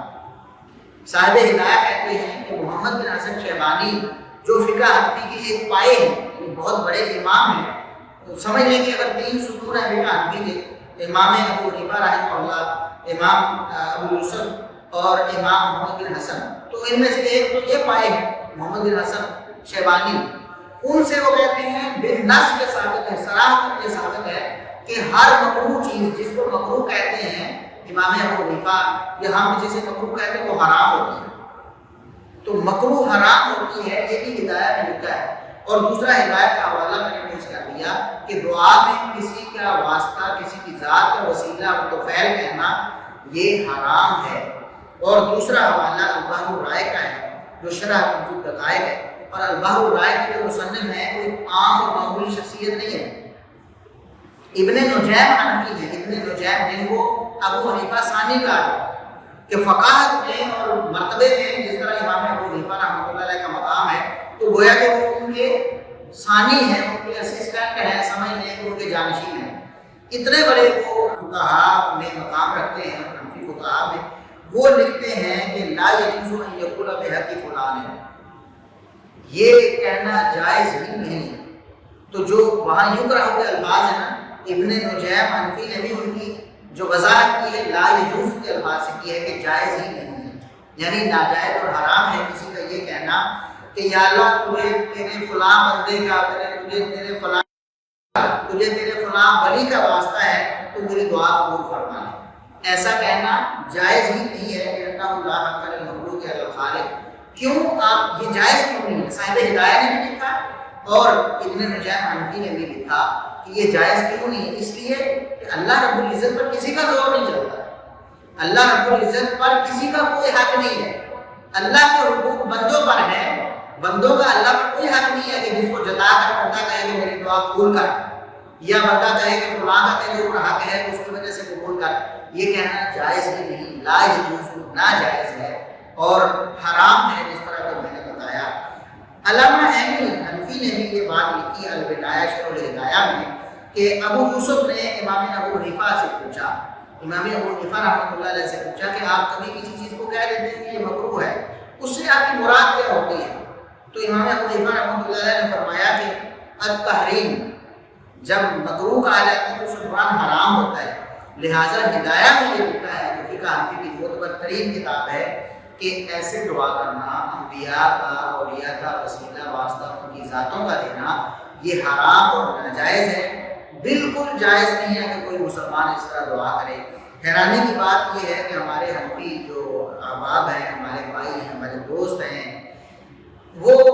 اپنی ساری فقہ میں بنیادی کتاب ہدایہ کو قرار دیتے ہیں، ہدایہ میں تمام مسائل اور احکام کو تسلیم کرتے اور مانتے ہیں، لیکن یہ جو عقیدے کا ایک مسئلہ جس پر تنبیہ کرتی ہے، حالانکہ یہ ہدایہ عقیدے کی کتاب نہیں ہے، فقہ میں عقیدے پر بحث ہی نہیں ہوتی عام طور پر، لیکن اتنی اہم بات تھی کہ انہوں نے اس پر بھی بحث کر دی اور بتا دیا کہ ایسا کرنا جائز نہیں ہے۔ تو ہمارے حنفی احباب جو ہیں سید ڈاکٹر طاہر القادری صاحب کے، وہ ہدایہ کی اس بات کو یہ امام ابو حنیفہ رحمۃ اللہ علیہ سے انہوں نے منسوخ کی یہ بات، اس کو کس وجہ سے چھوڑ رہے ہیں، کس طرح چھوڑ رہے ہیں؟ کہ امام ابو حنیفہ رحمۃ اللہ علیہ سے زیادہ وہ فقیہ ہو گئے ہیں کہ انہیں سمجھ آ گئی ہے، کیا وجہ ہے؟ اس کا جواب بھی ڈاکٹر صاحب کو دینا چاہیے۔ اس سے اگلی بات یہ ہے کہ دیگر حنفی علماء بھی ہر دور میں اس بات کا رد کرتے رہے ہیں۔ ایک تو ابن ابی العیس الحنفی رحمۃ اللہ علیہ جنہوں نے عقیدہ طحاویہ کی شرح لکھی ہے، انہوں نے بھی دو لوگ انداز میں واضح ماشدار الفاظ میں یہ لکھا ہے کہ نبی کریم صلی اللہ علیہ وسلم یا دیگر اولیاء کا وسیلہ واسطہ دے کر اللہ سے دعا کرنا جائز نہیں ہے۔ اسی طرح ایک امام ہے علامہ برقوی حنفی، یہ 981 ہجری میں فوت ہوئے، یعنی 10ویں صدی ہجری کے یہ امام ہیں، حنفی امام ہیں، حنفی ہیں۔ انہوں نے ایک کتاب لکھی ہے زیارت القبور کے نام سے، زیارت القبور، اس میں انہوں نے بڑے افسوس کا اظہار کیا ہے۔ وہ کہتے ہیں کہ میرے یہ جو بحث میں کر رہا ہوں اس کا مقصود یہ ہے کہ شیطان بڑے غیر محسوس انداز سے انسانوں کو گمراہ کرتا ہے۔ کیسے؟ وہ کہتا ہے کہ پہلے کہتا ہے کہ قبر کے پاس جا کر دعا مانگنا یہ زیادہ قبولیت کا سبب ہے، جس طرح ہمارے یہ جو بریلوی اور بعض دیوبندی جو حضرات ہیں وہ بھی اس چیز کو مانتے ہیں، بلکہ اس کے قائل ہیں کہ قبروں کے پاس یا بزرگوں کے مزارات کے پاس دعا زیادہ قبول ہوتی ہے۔ تو یہ علامہ مرکزی حنفی نے لکھا کہ شیطان یہ کرتا ہے کہ پہلے ذہن میں یہ بات ڈالتا ہے کہ بزرگوں کی قبروں کے پاس جا کے دعا مانگنا جو ہے اس سے زیادہ فائدہ ہوتا ہے، پھر آہستہ آہستہ جب انسان پھنس جاتا ہے پھر ان کے ذہن میں یہ ڈالتا ہے کہ بزرگوں کا واسطہ وسیلہ اللہ کو ہو، تو پھر اللہ دعا قبول کرتا ہے، زیادہ دعا قبول کرتا ہے، تو ان کی ذات کا وسیلہ اور واسطہ انسان دینے لگتا ہے۔ تو آہستہ آہستہ شیطان جب ان انسانوں کو قابو کر لیتا ہے پھر آخر کار کہہ لیتا ہے کہ ان انسانوں سے مانگنا بھی جائز ہے۔ تو گویا کہ وہ کہتے ہیں کہ قبر پرستی اور شرک کی جو بڑی بڑی وجوہات ہیں ان میں سے ایک وجہ یہ ہے کہ اس طریقے سے شیطان انسان کو لے کر آتا ہے قبروں کے احترام کے نام پر یا بزرگوں کے مزارات کی برکت کے نام پر اور بزرگوں کی ذات کے وسیلے کے نام پر آہستہ آہستہ بزرگوں کو ہی حاجت روا مشکل کشا وہ سمجھ لیتے ہیں۔ یہ شرک کا ایک بہت بڑا سبب انہوں نے بیان کیا ہے۔ اور آگے وہ لکھتے ہیں کہ وَهَذَا أَعْظَمُ الَّذِي مِنَ الَّذِي قَبْلَهُ وَهَذَا أَعْظَمُ مِنَ الَّذِي قَبْلَهُ، یہ جو واسطہ اور وسیلہ دینا ہے بزرگوں کی ذات کا اپنی دعاؤں میں، یہ قبر پر جا کر دعا مانگنے یا قبر کو متبرک سمجھنے سے بھی زیادہ خطرناک ہے۔ کیوں؟ فَإِنَّ شَأْنَهُ تَعَالَىٰ أَعْظَمُ مِنْ أَن يُقْسَمَ عَلَيْهِ بِأَحَدٍ مِنْ خَلْقِهِ أَوْ يُسْأَلَ بِأَحَدٍ مِنْ خَلْقِهِ۔ اللہ رب العزت کی شان اس سے بہت بلند ہے کہ اللہ رب العزت کو کسی کی قسم دے دی جائے کہ تجھے تیرے نبی کی قسم ہماری دعا قبول کر لی، یا پھر یہ کہہ دیا جائے کہ یا اللہ تجھے تیرے فلاں بندے کا فلاں نبی یا ولی کا واسطہ وسیلہ کو ہماری دعا قبول فرما لے۔ وہ کہتے ہیں کہ اللہ رب العزت کی شان کی یہ لائق نہیں ہے، اللہ کی توہین ہے۔ کہتے ہیں وقت انکر ائمۃ الاسلام ذالک، کہتے ہیں مسلمانوں کے امام ہر دور میں اس کا انکار کرتے رہے، اس کے غلط کہتے رہے ہیں۔ فقال ابو الحسن القدوری، یہ دوسرا حوالہ آ گیا، ایک تو ہدایہ کا حوالہ دیا میں نے، قدوری کا حوالہ آ گیا۔ قدوری بھی بنیادی کتاب فقہ حنفی کی، تو اس کے جو مصنف ہیں ابو الحسن القدوری فی شرح کتاب القرفی کی، وہ قرفی کی کتاب کی شرح کرتے ہوئے فرماتے ہیں قال بشر بن الولید سمعت ابا یوسف یقول قال ابو حنیفہ لا ينبغي لاحد ان يدعو الله تعالی الا به۔ وہ کہتے ہیں کہ قدوری کے جو مصنف ہیں انہوں نے یہ بات لکھی ہے اور سند پیش کی ہے بشر بن الولید سے، انہوں نے ابو یوسف سے سنا، ابو یوسف یہ کہہ رہے تھے کہ امام ابو حنیفہ رحمۃ اللہ علیہ نے فرمایا کہ کسی کے لیے یہ جائز نہیں ہے کہ اللہ سے دعا اللہ کے واسطے کے علاوہ کسی اور کے واسطے سے کرے، یہ جائز نہیں ہے۔ کیوں؟ قال واکرہ ان یقول اسالک بمقعد العز من عرشک واکرہ ان یقول بحق فلان وبحق انبیائک ورسولک وبحق البیت الحرام۔ وہ فرماتے ہیں ابو الحسن قدوری کہ امام ابو حنیفہ رحمۃ اللہ علیہ نے فرمایا کہ میں اس چیز کو حرام سمجھتا ہوں کہ کوئی اللہ کے عرش پر مستوی ہونے کے واسطے وسیلے سے بات کرے یا پھر کہے کہ تیرے انبیاء اور تیرے اولیاء کی ذات کا مجھے واسطہ، ان کے توفیل کو دعا قبول فرما لے۔ امام ابو حنیفہ رحمۃ اللہ علیہ کا قول ابو الحسن قدوری نے جو نقل کیا ہے وہ یہ ہے کہ یہ جائز نہیں ہے، یہ حرام ہے۔ اسی طرح امام ابو الحسن قدوری ہی لکھتے ہیں عمل مسئلہ بغیر اللہ فمنکرۃ فی قولہ لأنہ لا حق لغیر اللہ علیہ، کہتے ہیں اللہ سے کسی اور کا واسطہ دے کر سوال کرنا یہ ناجائز اور حرام ہے۔ کیوں؟ اللہ تبارک و تعالیٰ پر کسی کا کوئی حق نہیں ہے کہ اللہ مجبور ہو جائے کسی کا واسطہ اور وسیلہ دے کر، لہٰذا اللہ کو کسی کا واسطہ اور وسیلہ دے کر دعا کرنا جائز نہیں ہے۔ اور آگے انہوں نے ابن بلدجی سے بھی نقل کیا ہے، تو انہوں نے شرح المختار میں لکھا ہے وَيُكْرَهُ أَن يَدْعُوَ اللَّهَ تَعَالَىٰ إِلَّا بِهِ فَلَا يَقُولُ أَسْأَلُكَ بِفُلَانٍ أَوْ بِمَلَائِكَتِكَ أَوْ أَنبِيَائِكَ أَوْ نَحْوَ ذَٰلِكَ۔ کہتے ہیں کہ یہ مکروہ ہے، ناجائز اور حرام ہے کہ کوئی شخص دعا کرتے ہوئے کہے کہ اے اللہ میں تجھے فلاں کا واسطہ دیتا ہوں، یا اے اللہ میں تجھے تیرے انبیاء کا تیرے اولیاء کا واسطہ اور وسیلہ دیتا ہوں۔ کہتے ہیں یہ جائز نہیں ہے، لأنه لا حق للمخلوق على خالقه، کیونکہ اللہ پر کسی مخلوق کا کوئی حق نہیں ہے، تو یہ کہنا کیسے جائز ہوگا۔ باقی انہوں نے آگے یہ بھی بات لکھی ہے کہ امام ابو حنیفہ رحمۃ اللہ علیہ سے جو اس کی کراہت منقول ہے، اس سے مراد حرام ہے۔ تو آگے لکھتے ہیں فَإِذَا كَرَّرَ الشَّيْطَانُ عِنْدَهُ أَنَّ الْإِقْسَامَ عَلَى اللَّهِ تَعَالَى بِهِ وَالدُّعَاءُ بِهِ أَبْلَغُ فِي تَعْظِيمِهِ وَاحْتِرَامِهِ وَأَنْجَبُ فِي قَضَاءِ حَاجَتِهِ نَقَلَهُ دَرَجَةً أُخْرَى إِلَى دُعَائِهِ بِنَفْسِهِ۔ وہ فرماتے ہیں یہ علامہ برکوی حنفی کہ جب شیطان انسان کو اتنا قابو کر لیتا ہے، اس کے ذہن میں یہ بات ڈال دیتا ہے کہ اللہ کو کسی کے واسطے یا وسیلے دے کر دعا مانگی جا سکتی ہے، تو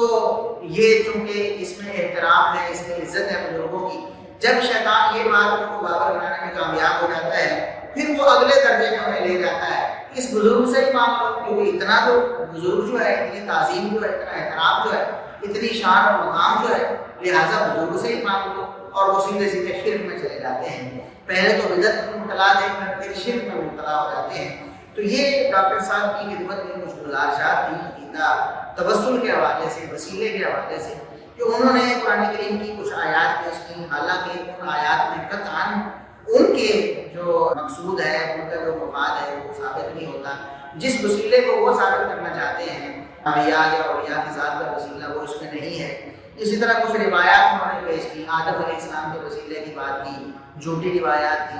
اسی طرح انہوں نے یہودیوں کے وسیلے کی بات کی، اس کے بارے میں بتایا کہ وہاں تو وہ قطعاً مراد ہی نہیں ہے، اور وہاں وہ روایت بھی ضعیف ہے۔ اور حافظ ابن کثیر رحمۃ اللہ علیہ نے صاف طور پر لکھا ہے کہ قرآن کریم کی ان آیات سے عمل کا وسیلہ ثابت ہوتا ہے، اپنے نیک عمل کا، جو وَابْتَغُوا إِلَيْهِ الْوَسِيلَہ ہے، یا یبتغون الی ربہم الوسیلہ جو مقرب ہے، ان آیات سے مطلب ثابت نہیں ہوتا، نہ یہ یہودیوں والے واقعے سے یہ ثابت ہوتا ہے۔ پھر جو انہوں نے کچھ روایات پیش کی ہیں، پہلی بات تو یہ ہے کہ وہ اخبار احاد ہیں۔ احناف کے علماء جو ہیں، جو محققین ہیں، وہ کہتے ہیں عقیدے میں خبر واحد حجت نہیں بنائی جا سکتی، جیسا کہ ملا علی قاری حنفی کا ہم نے حوالہ دیا ہے۔ اس سے اگلی بات یہ ہے کہ یہ جو روایات ہیں، ان سے اگر یہ بات ثابت ہوتی تو حنفی فقہا کو کیوں معلوم نہ ہوتی؟ ہم نے پیش کیا کہ فقہ حنفی کی معتبر ترین کتابوں جیسے کہ ہدایہ ہے اور اس طرح دیگر کتابوں میں ارباب و رائق میں یہ بات موجود ہے کہ اللہ رب العزت سے سوال کرنا کسی بندے، کسی نبی، کسی ولی کی ذات کا وسیلہ دے کر اس کے حق، اس کے طفیل، اس کے وسیلے واسطے سے یہ ناجائز اور حرام ہے۔ یہ بات حنفی فقہا کو پھر کیوں سمجھ نہیں آئی؟ ڈاکٹر طارق قادری صاحب اپنے حنفی فقہا پر اعتماد کرتے ہیں نماز کے مسائل میں، روزے کے مسائل میں، حج کے مسائل میں، فروعی مسائل میں، تو یہ عقیدے کا جو اتنا اہم مسئلہ ہے، اس پہ اپنے علماء فقہا پر وہ اعتماد کیوں نہیں کرتے؟ محدثین تو اس کو ناجائز کہتے ہی کہتے تھے، حافظ ابن کثیر رحمۃ اللہ علیہ تو کہتے ہی کہتے تھے، شیخ الاسلام ابن تیمیہ رحمۃ اللہ علیہ تو کہتے ہی کہتے تھے، خود ان کے اپنے فقہا ہی صراحتاً اس کو حرام اور ناجائز قرار دے رہے ہیں اور اس کو شرک کا ایک بہت بڑا ذریعہ قرار دے رہے ہیں۔ تو ڈاکٹر صاحب کو چاہیے کہ خود بھی اس مسئلے سے رجوع کریں اور لوگوں کو بھی بتائیں کہ یہ بات غلط ہے۔ اللہ رب العزت ہمیں قرآن و سنت کے مطابق اپنا عقیدہ و عمل بنانے کی توفیق عطا فرمائے۔ وآخر دعوانا